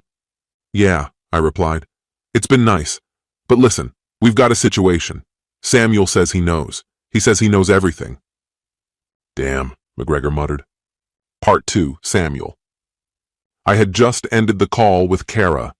I couldn't take any more of her deceit. I waited a few moments, then opened the surveillance app I'd secretly installed on her phone the previous weekend. As expected, it had recorded the entire call and uploaded both the audio and the transcript to the cloud. I noticed the number she dialed had a Pittsburgh area code, one I didn't recognize. I scanned her contact list and saw it saved under the name McGregor. Once the call finished, I gave the app a few minutes to finish syncing everything. Half an hour later, the files were ready. I printed the transcript and brought it back to my desk. Then I opened the audio recording and pressed play. McGregor, said a man's voice. McGregor, Kara answered. It's me, Kara. Hey, Kara, he replied casually. How's California treating you? Getting that tan? Yeah, it's been good, she said. Then her tone shifted. We've got a problem, she told him. Samuel knows. He said he knows everything. Damn, McGregor said under his breath. We talked about this, Kara reminded him. You know what needs to be done. Are you absolutely sure? McGregor asked, his voice low. I am, she said with resolve, and it has to happen Thursday night. Why Thursday? He pressed. 2 reasons, she answered. First, I'm sending him something later tonight. With any luck, he won't even see it until morning. And when he does, McGregor asked, it'll hit him so hard he won't even think of responding. Second, I'm staying in town until Friday. And if I know him, the second I board a plane to Pittsburgh, he'll try to serve me divorce papers. Divorce? He echoed. She nodded. He found out what I've been doing, said he's preparing the documents. McGregor narrowed his eyes. What did you do to make him that angry? He already suspects I'm cheating, she said with a smirk. Now I'm going to show him just how far I'm willing to go. McGregor let out a dry laugh. So you are that kind of woman, huh? She gave a soft, amused chuckle. Maybe, but he hasn't seen the worst of it yet. Thursday night, she repeated. It needs to look like a burglary that spiraled out of control.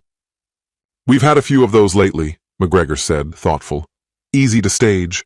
Something about him set my nerves on edge. Was he law enforcement? A hitman? Something in between? Does he keep any weapons in the house? McGregor asked. No, she said. He wanted one, but I talked him out of it. Perfect. And the kids? He asked, voice tightening. I want them unharmed if that's possible, she said, her tone dropping to something almost maternal. But we can't leave witnesses. You get that, right? I understand, he replied. Now, what's in this for me? Samuel has $1 million life insurance policy, plus another $500,000 through his employer, she said. You get $100,000. McGregor scoffed. Not nearly enough for what you're asking. Make it $250 and we've got a deal. She paused, then gave a reluctant nod. All right, deal. I want to be crystal clear, he said. You're hiring me to kill your husband, maybe even your children, for $250,000. You want it done Thursday, and it needs to look like a home invasion gone bad. That's correct, she said, unflinching. And I want you to do it yourself. I know your track record. I can't take any chances with someone less experienced. I hear you, he said, but this puts me at serious risk. We're both taking that risk, she replied calmly. Fair enough, he said. But when this is over, we're celebrating. She gave a light laugh. We'll toast on D-Day. D-Day? He repeated with a raised brow. She smiled. The day Samuel dies. They both burst into laughter. I've got to go, she said, her tone turning brisk. You won't hear from me again until I'm back. Don't worry, she added. I'll play the grieving widow like a pro. No one will ever suspect a thing. All right, he said. I'll message you when everything's in place. I'm looking forward to it, she replied. Talk soon, he said, and the line went dead. I sat there, stunned, barely able to process what I'd just heard. My own wife, the woman I thought I knew, had just ordered a hit on me, and maybe even on our sons, for money, this Thursday. Why? How could she do this? And who exactly was McGregor? Was he law enforcement playing her, a professional killer, or both? What had I done to make us so easily discarded? Wasting no time, I forwarded both the audio file and a full transcript to Marion's email. Then I called her immediately. She answered on the second ring. Marion Hawkins. It's Samuel Morgan, I said urgently. I just sent you something. You need to look at it right now. I intercepted a conversation between Kara and a man named McGregor. They're planning to have me and maybe the boys murdered this Thursday. What? She exclaimed. Are you serious? As serious as it gets, I said. You'll find the recording and transcript in your inbox. How did you even get that? She asked. Doesn't matter right now, I said. We'll talk about that later. I just closed out a case, she said quickly. I'm headed into the office now. Meet me there right away. I'll cancel everything and get the DA and my private investigator involved. I'm on my way, I said, and hung up. I grabbed my tablet, laptop, and a printed version of the transcript, just in case, and walked straight out the door. When I stepped into Marion's office, I immediately noticed she had company. 2 men stood beside her, both studying what appeared to be a printed document. Marion gestured for me to enter and quietly closed the door behind me. She introduced the 2 men. One was Bill Rollins, her private investigator, and the other, Richard Jacobs, an assistant district attorney. Richard wasted no time. Can you explain how you came across this? I laid out how I had covertly installed surveillance apps on Kara's phone. One application pulled everything: texts, photos, emails, videos, straight from her device. The other captured all of her calls, uploaded the recordings to the cloud, and even transcribed them with encryption bypassed. Richard's brow furrowed. You do understand that how you obtained this might make it inadmissible in court? Mr. Jacobs, I replied calmly. The phone and all the services linked to it are registered under my name. I'm the one footing the bill. That's why I avoid using it for anything personal. It's effectively mine. His eyes narrowed. Would you be willing to swear to that under oath? Without hesitation, I said. Absolutely. And I'm prepared to give you unrestricted access to everything I've collected. You can verify it yourself. I'll need to run this up the chain, he said. Do you even know who this McGregor guy is? I shook my head.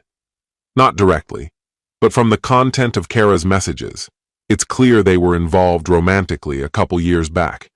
There are explicit images and videos he sent her. Let me see, Richard said. I flipped open my laptop, connected to Marion's Wi-Fi, and signed into the cloud account where Kara's phone data was archived. I navigated to a folder labeled Stuff and pulled up her email inbox. One message included a lengthy video of Kara and McGregor in a compromising situation. We watched until a frame clearly showed his face. Jesus, Bill muttered. I've seen that guy before. You recognize him? I asked. That's Alfred McGregor, Bill said. He's a captain with the Pittsburgh Police Department. Richard studied him skeptically. You're sure?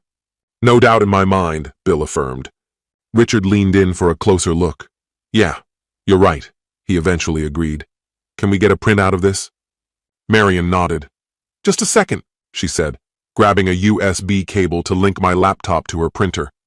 Within a minute, we had a full-color printout showing McGregor's face alongside Kara. Richard turned to me again. Can you send me everything you've got? Of course, I said. Do you have a computer with you? He gave a nod and pulled a laptop from his bag. Once he booted it up and connected to the Wi-Fi, I set up access for him to view the full archive. Richard turned toward Marion. We might want to think about placing Mr. Morgan in protective custody until we get a handle on this. Marion shook her head instantly. No way. He's got 2 young kids depending on him. If we lock him up somewhere, we're just painting a bigger target on his back. If McGregor's really after him, that'd only make things easier. I've got a few guys I trust who can keep an eye on him, Bill offered. Marion gave him a firm nod. Make it happen. Richard returned his attention to me. Do you have any idea why you might be a target? I opened my laptop again, this time pulling up another set of emails, these between Kara and McGregor. I'm still trying to piece it together, I told them, but this is what I've found so far. As Ryan scrolled through the messages, his expression shifted. His eyes widened. Holy hell, he said. What? Marion asked. Our office has been working with the DEA on an uptick in illicit prescription drug activity, Ryan explained. We've been trying to trace the source, but we've hit a dead end, until now. He looked me dead in the eye. Where does your wife work? She's at a local medical clinic, I said. You think she's the source? I asked, almost not believing it. That's exactly what these emails suggest, he replied. And it looks like McGregor's knee-deep in it too. If your wife suspects you've uncovered any of this, she'd have reason to see you as a threat. He turned to Marion again. Still against protective custody? This could be exactly the reason McGregor would want him silenced. Marion didn't flinch. I'm not backing down. I want McGregor behind bars where he belongs. Richard exhaled, clearly weighing the situation. It's not going to be that straightforward. We'll need to involve internal affairs and launch a formal investigation the right way. We're not dealing with a rookie here. This is a veteran police captain, not someone new to the force. This won't be resolved in a day. We don't have time for political games, Marion said curtly. By the time we navigate the red tape, I'll be retired, and my client will be buried. We've confirmed McGregor's going to act on Thursday. That leaves us with less than 3 days, Richard replied. What exactly do you expect me to do about it? Call your boss, right now, she said, her tone leaving no room for argument. He's probably out to lunch, Richard mumbled. He's definitely back by now, Marion insisted. He's probably on his way to his car. Call him and put him on speaker. Richard sighed, took out his phone, activated speaker mode, and set it on Marion's desk. Giles speaking, came the voice on the line. Sir, it's Richard Jacobs, Ryan began. I'm here with Marion Hawkins and her client. We've got a serious problem. Oh? What kind of problem? Giles asked. Can it wait? I just finished lunch and haven't returned to the office yet. Richard looked toward Marion, who responded with a dry smirk. I'm afraid it can't, Marion said. We've uncovered what appears to be a murder-for-hire scheme involving a police captain who's also connected to a drug theft operation. Which captain are we talking about? Giles's voice grew tense. Al McGregor, Ryan told him. You've got to be kidding, Giles said. McGregor's one of our most trusted officers. That's a serious accusation. We've got compelling proof, sir, Ryan responded. What kind of proof? A recorded phone call plus a chain of incriminating emails, Ryan clarified. Jesus Christ, Giles muttered. We don't have time to deal with protocols, Giles, Marion cut in. Our intelligence says the hit is scheduled for Thursday night. There are children involved. God damn, Giles muttered again, more quietly this time. God damn. You've said that already, Marion snapped. Now tell me, what are you actually going to do about it? All right, Giles said, exhaling heavily. Richard, transfer your current cases to Jenkins. I want you locked in on this full-time for the next 2 days. Build me a bulletproof case. Are you up for it? Yes, sir, Richard confirmed. And keep this off the books for now, Giles added. I'll alert the chief discreetly and get internal affairs involved. If the evidence holds, we'll have McGregor in custody before Thursday. That'll do for now, Marion replied. But let me be clear, Giles. If anything happens to my client or his kids, I will raise hell. You can kiss your next reappointment goodbye. Nothing will happen, Marion, Giles said. I'll take care of it. You'd better, she said icily, or it's your head. Once the line disconnected, Richard started gathering his things. I should get going, he said, First step is securing an arrest warrant for your wife. You mentioned she's flying back Friday? I nodded. Good. I'll contact the California authorities and make sure they're ready to pick her up. Can I get a phone number for you in case I need to follow up? I jotted down my number and address on a notepad and handed it to him. He folded it neatly and slid it into his pocket. One last thing, he added. We'll need to search your home. I'll get a warrant issued and notify you before we come by. Got it, I replied. He gave a short nod, shook my hand, and left. As the door shut behind him, Marion turned toward me. Looks like your divorce just got even messier. You think? I said bitterly. She frowned, and I quickly checked myself. Sorry, I said. This whole situation is just overwhelming. I don't blame you, Samuel, she said gently. I'd be furious too. So I assume you'll be going for the house and custody? Yeah, I said. Doubt she'll be able to pay child support from prison. Probably not, Marion agreed. We'll take care of it. For now, just concentrate on your kids, all right? I nodded. That's the plan. Right then, Bill walked back into the room and turned to face me. Do you have a security system at home? He asked. I gave a small nod. Yes, we do, I replied. That's good to hear, he said. Have you put bars on the windows too? No, I said. I've never really liked the way they look. I understand, he said with a nod. But given everything that's happening, I think it'd be wise to add them, along with reinforced doors. He paused, then added, I know a guy who can get the job done fast. You can always take it all down later if you want, once this blows over. I thought for a moment, weighing it. All right, I said. Even if it didn't stop McGregor, maybe it'd slow him down. Just to be cautious, I'll have someone posted outside your place 24/7, he continued, and another inside. I nodded silently. I'll also send a crew to McGregor's house, see what dirt we can dig up, he went on. I'd go myself, but he knows my face too well. That makes sense, I said. I'll be gone for a bit. I need to check in with my guys, I told him. No problem, he said. Keep things feeling as normal as you can, but stay sharp. I will, thanks, I said. And listen carefully, Marion said, his voice turning serious. If Kara or McGregor reaches out to you, doesn't matter when, call me immediately. I will, I assured him, then turned and left. I drove over to Cliff and Julie's to see the boys and grab something to eat. The day had already drained me, and deep down, I knew it was just the beginning. Julie greeted me with a warm smile and a tray of steaming lasagna. Cliff joined me at the table while I ate. So what's going on, Samuel? He asked. I filled him in, told him about the threats, the danger to the kids, and that disturbing phone call between Kara and McGregor. He listened quietly, frowning. Well, you don't need to worry about the boys. They're safe with us, he said. Do you own a firearm? No, I said. Kara was never comfortable with guns, said they scared her. That's nonsense, he muttered. He stood up and went into another room. When he came back, he was carrying a 12-gauge pump shotgun.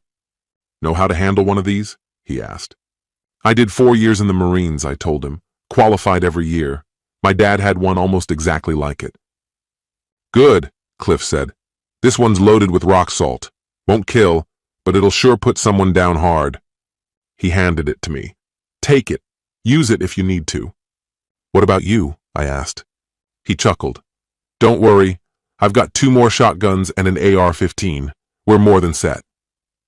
Thank you, I said, meaning it.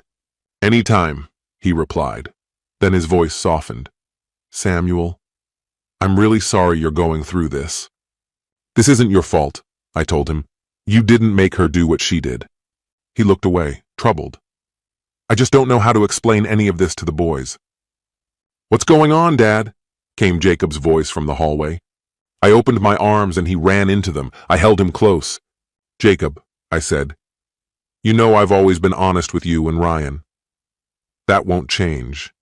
But I need you to brace yourself. You might hear things about your mom, things that are hard to hear. She cheated on you, didn't she? He asked. I hesitated, then slowly nodded. How do you tell your son that the woman who raised him chose someone else?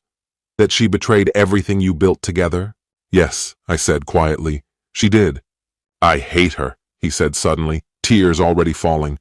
No, I said softly. Don't say that. She's made terrible decisions and she'll have to live with those. But she's still your mother. But you hate her, he said. I can see it. I closed my eyes. Damn. How do you explain that to a 10-year-old? Truth was, he wasn't wrong. At that moment, I hated her with everything in me. It's not that simple, I said. What she did, she meant it to hurt me. But if she hurt you? He asked. Didn't that hurt me and Ryan too? Right again. I had no answer for him. She's hurting all of us, I said. I don't think she realizes it yet, but one day she will. Jacob wrapped his arms around me tight, burying his face into my shoulder. His tears soaked into my shirt. I love you, son, I whispered. I love you too, Daddy, he said softly. I clung to him for what seemed like an eternity before the vibration of my phone broke the moment. When I glanced at the screen, Richard's name appeared. I picked up, and his voice was steady and direct. We're ready to initiate the search at your property, Mr. Morgan. Appreciate it, Richard, I replied. I'm on my way now. I set Jacob down gently and explained that I had to head back home. At that moment, Ryan entered the room. I gave both boys a firm hug, kissed them goodbye, and exchanged a handshake with Cliff. Julie wrapped me in a quick hug as I approached the door. I promised to update them all when I returned, then walked out, shotgun in hand. By the time I pulled into the driveway, Bill's team was just wrapping up the installation of the steel window bars. They had also finished mounting the new fortified doors.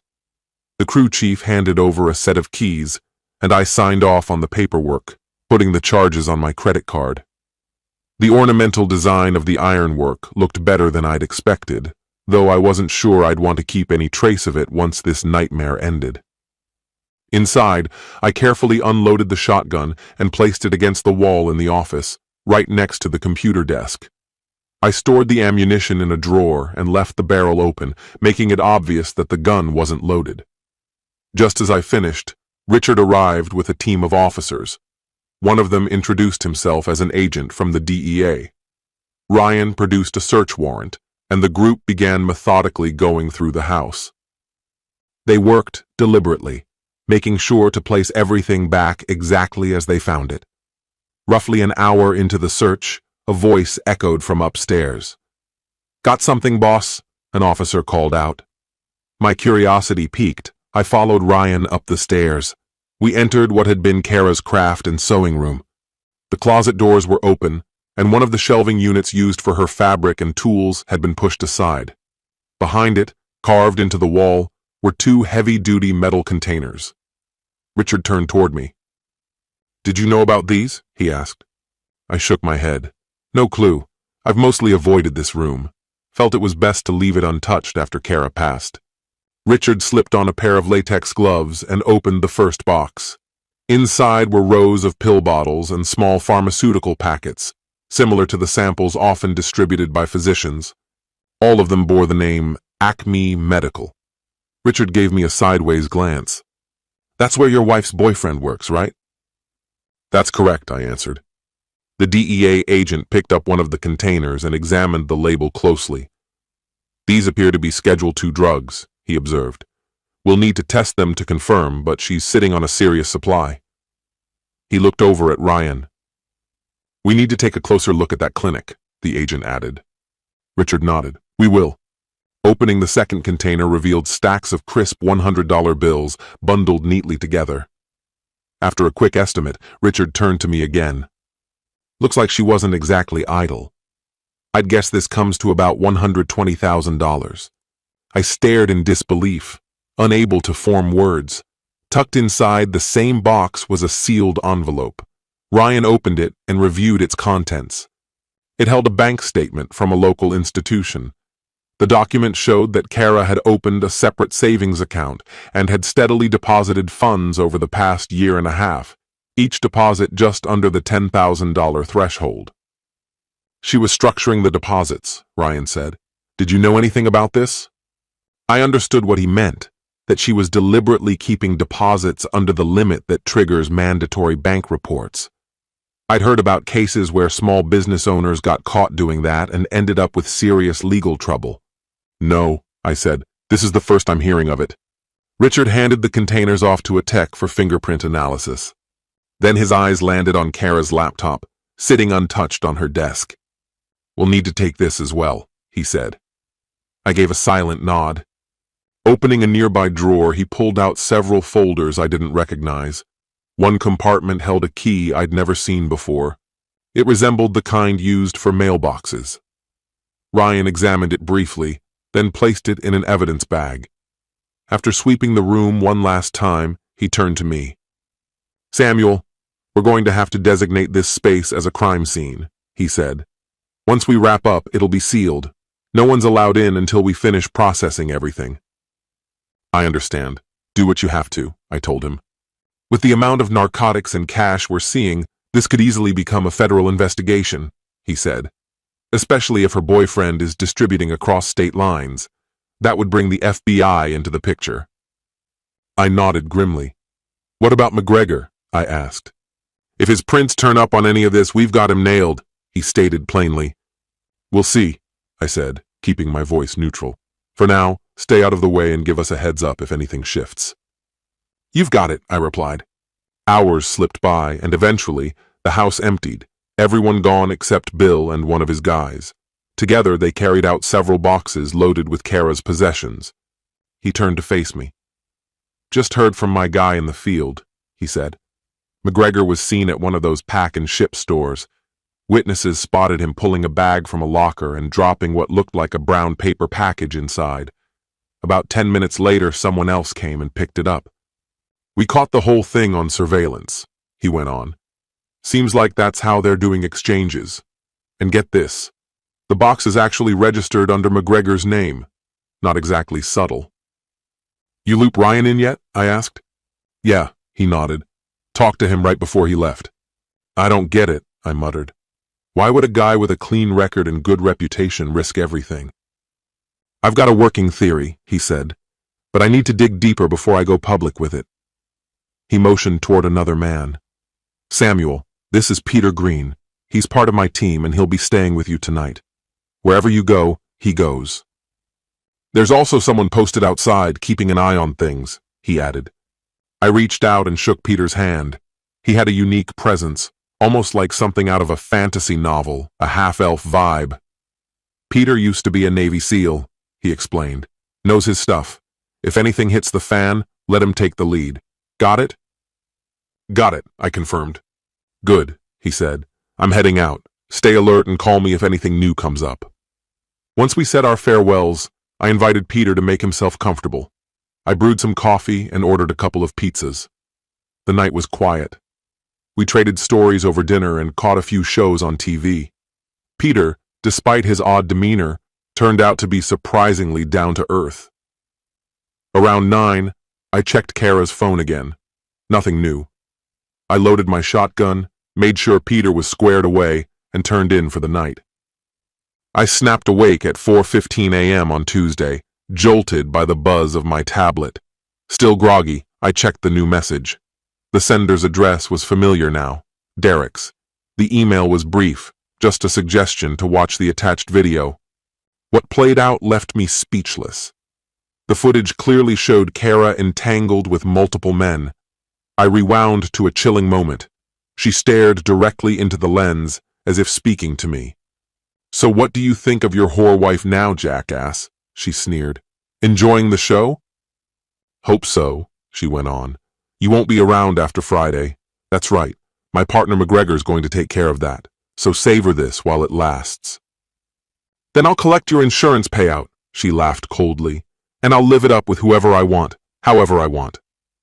Oh, and by the way, she added, flipping both middle fingers toward the screen, screw you, and screw your lame family getaway. Frozen, I watched the clip through to the end, then forwarded it straight to Marion. I followed up with a call. She answered right away. Hey, Samuel, she said sleepily. Everything okay? Not even close, I said. Sorry to wake you, but I just got a video from Kara. It's disgusting, but more than that, she admits she's plotting against me. What? She exclaimed. I know, I said. You've got to see it to believe it. All right, she said, her voice tightening with focus. I'll watch it now. Can you be at my office by 7:30? I'll be there, I said. No use trying to get back to sleep. I got up, took a long, hot shower, shaved and dressed. Downstairs, I brewed fresh coffee. Peter was already awake, watching the morning news. Want some coffee? I offered.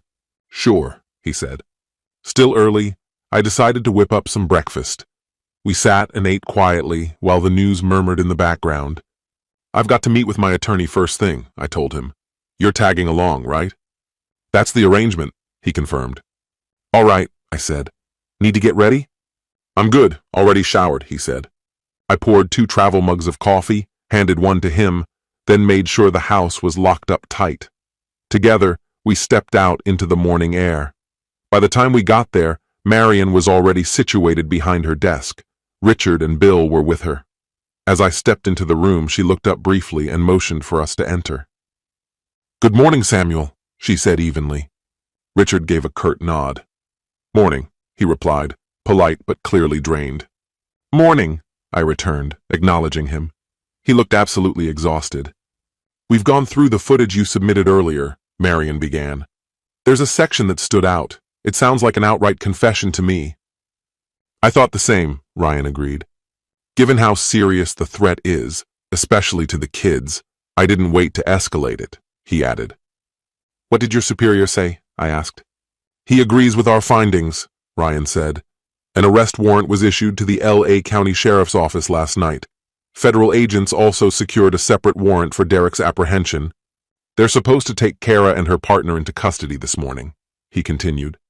My office is fast-tracking the extradition paperwork as we speak. That's a quick turnaround, I commented. When children are at risk, we don't waste time, Ryan replied. And thanks to Bill's team and the DEA, we pulled together enough to justify arresting McGregor. They're probably at his place right now, if they haven't taken him already. Looks like your investigation is paying off, I said.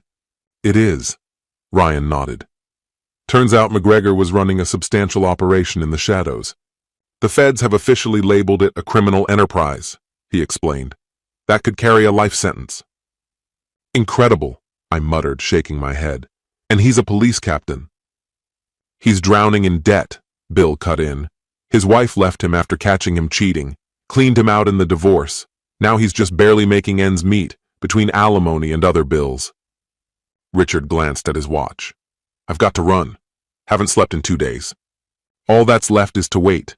The feds are already combing through several clinics and have started looking into your wife's boyfriend. If you hear anything, let me know. I shook his hand and thanked him for his help. This changes everything in your custody case, Marion said once he'd left. With charges like these, the court's very likely to rule in your favor. If she's behind bars, she won't even be able to contest it. I recommend holding off on any civil action until we see how this plays out in court. If she ends up incarcerated, your position strengthens significantly. There's still the matter of the biological fathers, she continued. I've done some preliminary digging. Mike Jacques, the father of your oldest, doesn't have any assets worth pursuing, so don't expect much there. Dr. Winstead is a different matter, she added. If you'd like, Samuel, I can start drawing up paperwork and attempt to negotiate a private settlement with him. If he agrees, we might avoid litigation entirely. Yes, do that, I said. Perfect, she replied. Go home and get some rest. I'll stay in touch with any updates. I thanked her again and left, with Peter following close behind. At the break of dawn, a loud knock startled me awake. At first I thought I was dreaming, but then I realized the sound was real. The clock on the nightstand read 5:30 a.m. Who could possibly be knocking at this hour? I nudged Derek, still half asleep. He groaned, threw on a robe, and stumbled toward the door. Police, open up! A voice bellowed from outside. Well, that answered that.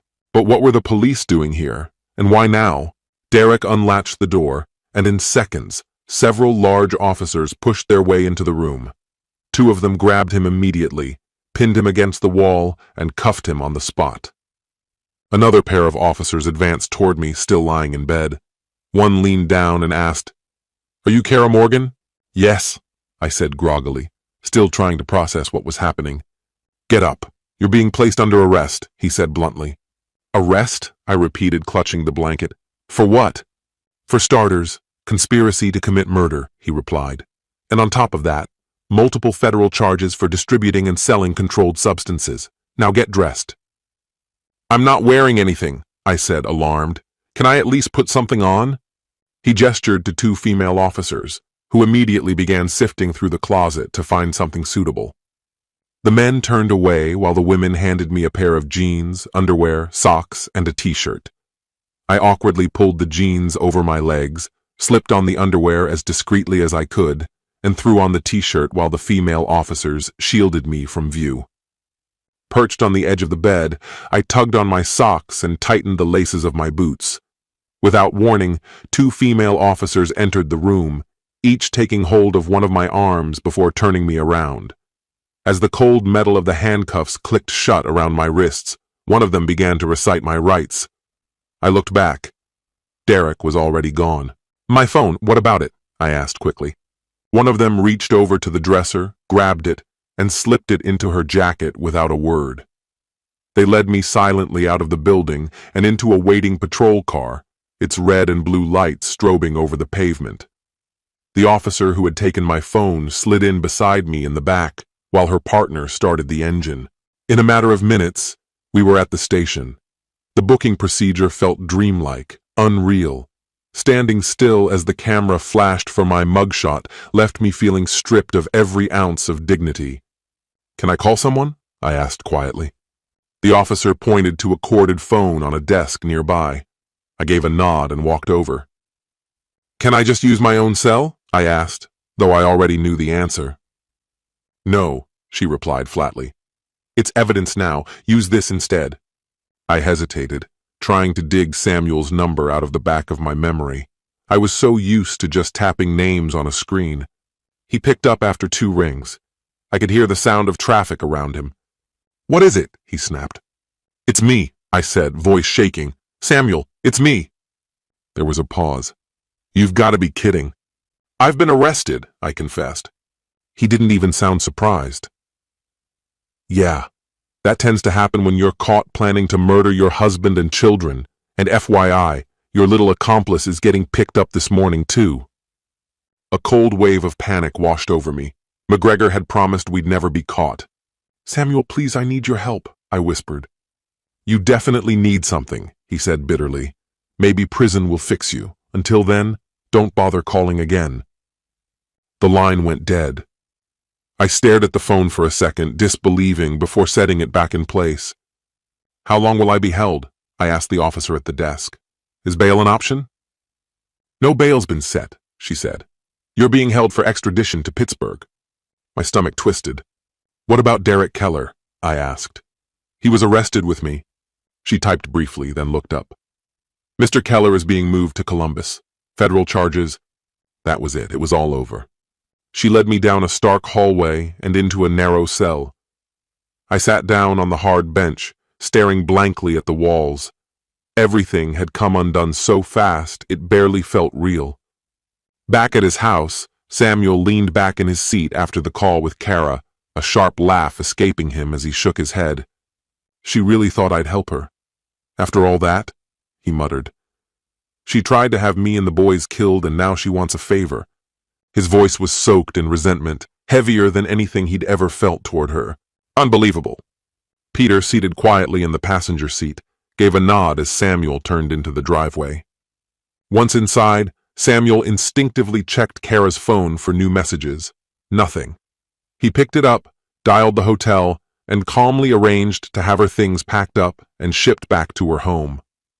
They settled into the living room afterwards. Samuel turned on the television. A few minutes passed before Peter's phone rang. He stepped out to take the call. When he came back in, he said simply, "Put on the news." Samuel changed the channel until a local station appeared. A reporter stood in front of an apartment complex, mic in hand. This morning, Captain Alfred McGregor, a respected veteran of the city's police department, was fatally shot during a confrontation while attempting an arrest, she announced, motioning to the building behind her. While information remains limited, sources indicate the incident is connected to an ongoing probe into a prescription drug trafficking operation. The police chief is expected to address the press later today. As Samuel listened, his phone buzzed. Bill's name lit up the screen. He picked up. "You seeing the news?" Bill asked right away. "Yeah," Samuel replied. "What happened out there?" "From what I've heard," Bill said, "McGregor started shooting the second the team showed up. They were forced to return fire." Samuel hesitated. "So, that means I'm safe now?" "Let's not get ahead of ourselves," Bill cautioned. "I'd feel better if Peter stuck around through the rest of the week." "I don't think McGregor has anyone left to throw at you," he said. "Still, let's play it safe." "Fine by me," I responded. "Stay safe," he added. "We'll talk later," I said, ending the call. I turned toward Peter. "Looks like you're with us through the end of the week," I told him. "Do you need to grab anything right away?" He gave a subtle shake of his head. "No, I'm good," he said. "Thanks, though." I closed my eyes briefly and exhaled, the weight of the day catching up to me. That afternoon, Peter and I drove to the boys' place. After we'd eaten dinner, I gathered them and explained everything that had gone down. "So, does that mean Mom's going to jail?" Jacob asked, his voice barely above a whisper. "It looks that way," I told him gently, "and probably for a long time." He didn't say anything more. I could tell it was sinking in. The road ahead would be long and painful. Raising kids alone is already no small task. Now, my sons would carry the added burden of knowing their mother was behind bars. I was thankful, beyond words, that my family had stepped up. They loved the boys fiercely, stayed patient, and surrounded them with care. That support was what got me through the next few days. By Wednesday, I finally believed we were safe. That same day, Marion gave me an update. Kara had been transported back to Pittsburgh. Her arraignment was scheduled for Thursday, and I planned to be there. When they brought her into the courtroom, she wore the standard orange jumpsuit. Shackles bound her wrists and ankles, linked by a heavy chain around her waist. The judge wasted no time denying her bail. As they led her away, she burst into tears. Her public defender came over.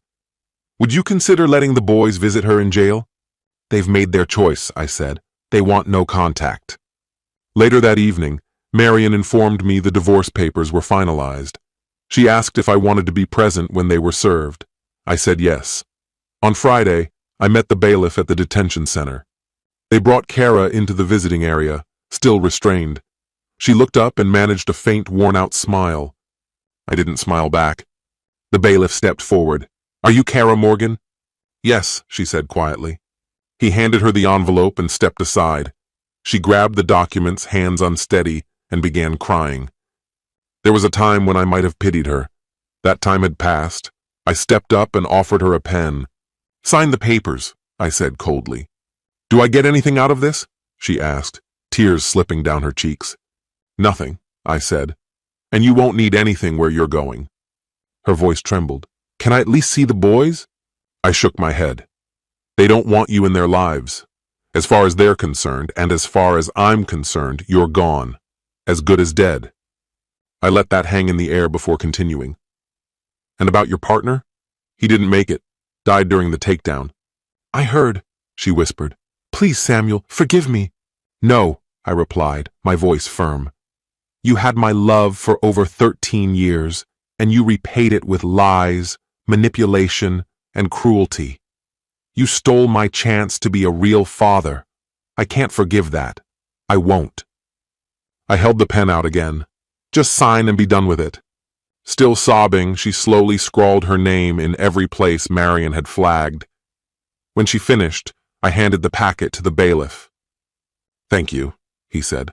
"I'll return these to Mrs. Hawkins for court filing." As he walked away, I turned back to Kara. "There's one thing I still need to know," I said. She looked up, eyes empty. "What is it?" "Why?" I asked. "Why did you do it?" She gave a lifeless shrug. "I don't know, because I wanted to. Because I could." I stared at her. "Well, look where that got you," I said, shaking my head. "You've made your bed. I'm not lying in it." My eyes wandered around the stark room.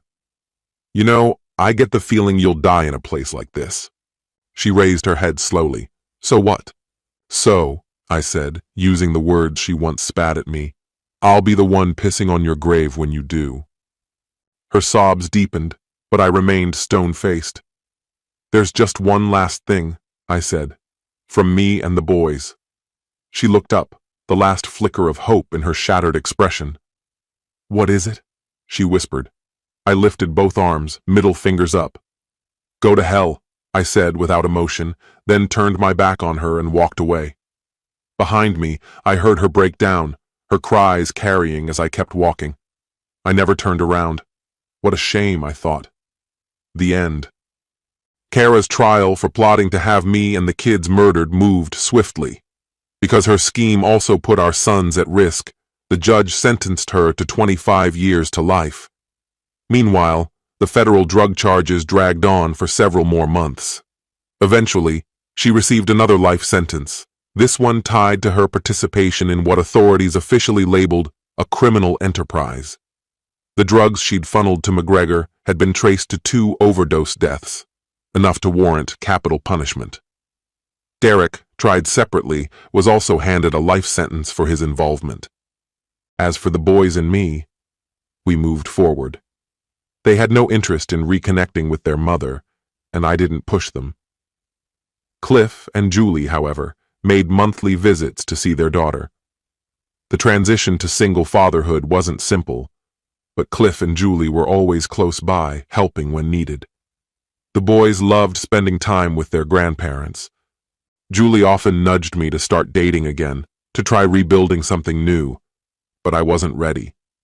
After all that Kara had put us through, trusting another woman felt impossible. Still, a few weeks after our divorce was finalized, I decided to reverse my vasectomy. The doctor cautioned that it could be a while before I regained fertility, but I went ahead anyway. Soon after the legal dust settled, Marion gave me a call. I've got something for you, she said. What is it? I asked. You'll have to come by the office, she replied. So I went. When I walked in, she had a chilled champagne bottle resting in a silver bucket and 2 glasses already poured. She handed me one, along with a sealed envelope. Open it, she said. Inside was a check for $5 million, signed by Dr. Winstead. I was stunned. How did you manage this? I asked her. Marion grinned. I made it clear to Dr. Winstead that avoiding a courtroom was in his best interest. Once I outlined the PR disaster he'd faced trying to explain why he performed an unnecessary operation on you, especially given your wife's pregnancy, he realized writing a check was the smarter option. Jesus, I said, remind me not to cross you. She let out a quiet laugh. Oh, and by the way, she added, that's the amount after taxes. He also covered your legal expenses and every other related cost. Guy must be swimming in money, I said. He is, she replied. Last year alone he gave more to charity than he gave you. He'll be fine. She lifted her glass, and I tapped mine gently against hers. For 5 years after that, I stayed away from relationships. I couldn't bear the thought of being vulnerable again. But then I met Lori Reynolds, one of Jacob's teachers. Like me, she was raising a child alone. Her boy was just a year younger than mine. She'd gone through a bitter divorce herself, and her trust in men mirrored my own mistrust in women. We took things slowly. After about a year of seeing each other, I finally worked up the nerve to propose. She said yes. A few months later, we got married. Roughly a year into our marriage, Lori gave birth to our daughter, Sarah Jane. We named her after our mothers. The first time I held her, so small, so warm, I broke down in tears. I'd never felt anything like it. Lori held me tightly, fully understanding the depth of that moment. Sarah was the first child I had ever truly helped bring into the world. I called the boys and their grandparents into the room, and as they came in, I turned so they could see her. Everyone, I said, glancing at Cliff and Julie. Meet your baby sister, Sarah Jane. They immediately came closer, gently cradling her in their arms. Right then, I knew we were going to be okay. While our new life grew brighter, Kara's existence unraveled. 6 years after Sarah's birth, her story came to its conclusion. Not long into her sentence, she was diagnosed with HIV. Prison authorities placed her in medical segregation. Eventually, the virus progressed to full-blown AIDS. She survived for just over a year after that before passing away. No one came forward to claim her body. She was buried in a public cemetery for unclaimed inmates, her grave marked only with a prisoner ID number. I briefly considered keeping my old promise to urinate on her grave, but Lori quietly encouraged me to let that anger go. "Come sit with me," she said one evening as I stepped outside onto the back deck. I joined her, and she handed me a mug of chamomile tea. I took a small sip, letting the warmth settle into my chest. "I know you've carried this pain for a long time," she said gently, "but it's time to release it." "It still hurts," I admitted, "even after all this time." "I know," she said. "If I thought it would help, I'd go with you and piss on her grave myself. You know that, right?" I gave a slow nod. "Yeah, I know." "But she's gone," Lori said. "She can't touch you anymore. Think about it. She spent nearly as many years dying of AIDS as you spent married to her. She died alone, in prison, unloved, and forgotten." I looked out toward the horizon, where the sun was dipping below the edge of the world, and finally I exhaled a breath I hadn't realized I'd been holding for years. She paid dearly for what she had done. There was no question about that. What more could anyone ask for? And truthfully, I had to concede. She hadn't been wrong. "Did you talk to the boys yet?" she asked in a quiet voice. By then, they had already grown up and moved away to attend university. "I spoke with Jacob and Ryan," I replied. "At first, they thought I was referring to you, but I explained. I meant their birth mother." "What did they say?" she asked gently. "They didn't seem too shaken," I said. "And what do you think that means?" she asked, watching me closely. "I guess it means they've moved on," I said after a brief pause. She nodded slowly. "Exactly. They've built lives of their own, Samuel. And now it's your turn. You've been the kind of partner most women only hope to find. And as for being a father, you've given those boys everything they could have needed. You can't forget that. You raised Jacob and Ryan with a full heart, even after discovering they weren't your biological sons." She looked at me with warmth. "And then there's Mark. You brought him into your life, knowing he wasn't your flesh and blood." "He's a great kid," I said, smiling at the thought of him. "That's largely because of you," she said with quiet conviction. "You gave him a role model. You showed him what integrity looks like, and I promise you, he sees you as his real dad." Our eyes drifted to Sarah, who was playing blissfully in the yard, lost in her own little world. Lori was the one to break the silence. "Didn't you once tell me that Kara wanted that Derek guy to give her a baby girl?" "Yeah," I said, "that's true." Even though years had passed since that dreadful Friday night, her voice still echoed in my head. Lori shook her head slowly.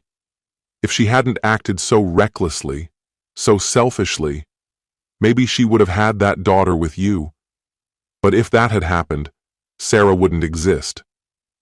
I had never looked at it that way before. But Lori was right. I leaned in and kissed her. Just then, Sarah ran toward us, clutching something carefully in her tiny hands. "Daddy!" she called out with excitement. "Look what I found!" I looked up to see her proudly holding a delicate white flower. It was a white trillium, the kind that bloomed in the woods nearby. Kara had always loved them, often picking them to make little bouquets. I had always preferred the white ones. The red ones carried a scent I couldn't stand. "It's beautiful, sweetheart," I said softly. "The lady said you really liked these," Sarah said with a wide grin. Lori and I glanced around, confused. "What lady, honey?" Lori asked her. "She was right over there," Sarah said, pointing to the patch of grass where she'd been playing. We looked, but saw no one. A shiver crept up my spine. Lori and I exchanged startled looks. The space was still and empty. "What else did she say?" Lori asked, her voice barely above a whisper. Sarah gave a small shrug. "She told me to tell you she's sorry for everything, and she hopes you can forgive her." Her gaze locked onto mine, and I felt my throat tighten. The yard was silent, but I noticed the tall grass shift slightly, as if someone had brushed past. Then, out of nowhere, a cool breeze swept over us and disappeared just as quickly. I turned to Lori, my eyes damp with tears, and nodded slowly. "It's time," I said, my voice rough with emotion. I understood now. This was the moment I had to face, and it would be the hardest of my life. Lori gave me a soft smile, and Sarah wrapped her arms around my neck. Kara was gone. Buried along with a chapter of my past, I was finally ready to close. But Lori and Sarah, they were my present, my future, and they deserved everything I had left to give. "I forgive you, Kara," I whispered, lifting my eyes to the sky. Sarah hugged me tighter and kissed my cheek. "I love you, Daddy," she said sweetly. "Thank you." She slid down from my lap and dashed back toward the grass, her laughter trailing behind her. I turned to Lori, still trying to process what had just occurred. She leaned in and kissed me softly on the lips. And in that instant, something shifted deep within me. A weight I hadn't realized I was still carrying seemed to lift. For the first time in what felt like years, I felt free. Maybe, just maybe, peace is the truest form of justice. Our story has come to an end. What do you think about this story? Share your thoughts in the comments. And if you enjoyed the way I tell stories, head over to my channel and check out my other videos. May the force be with you. See you soon, my friend.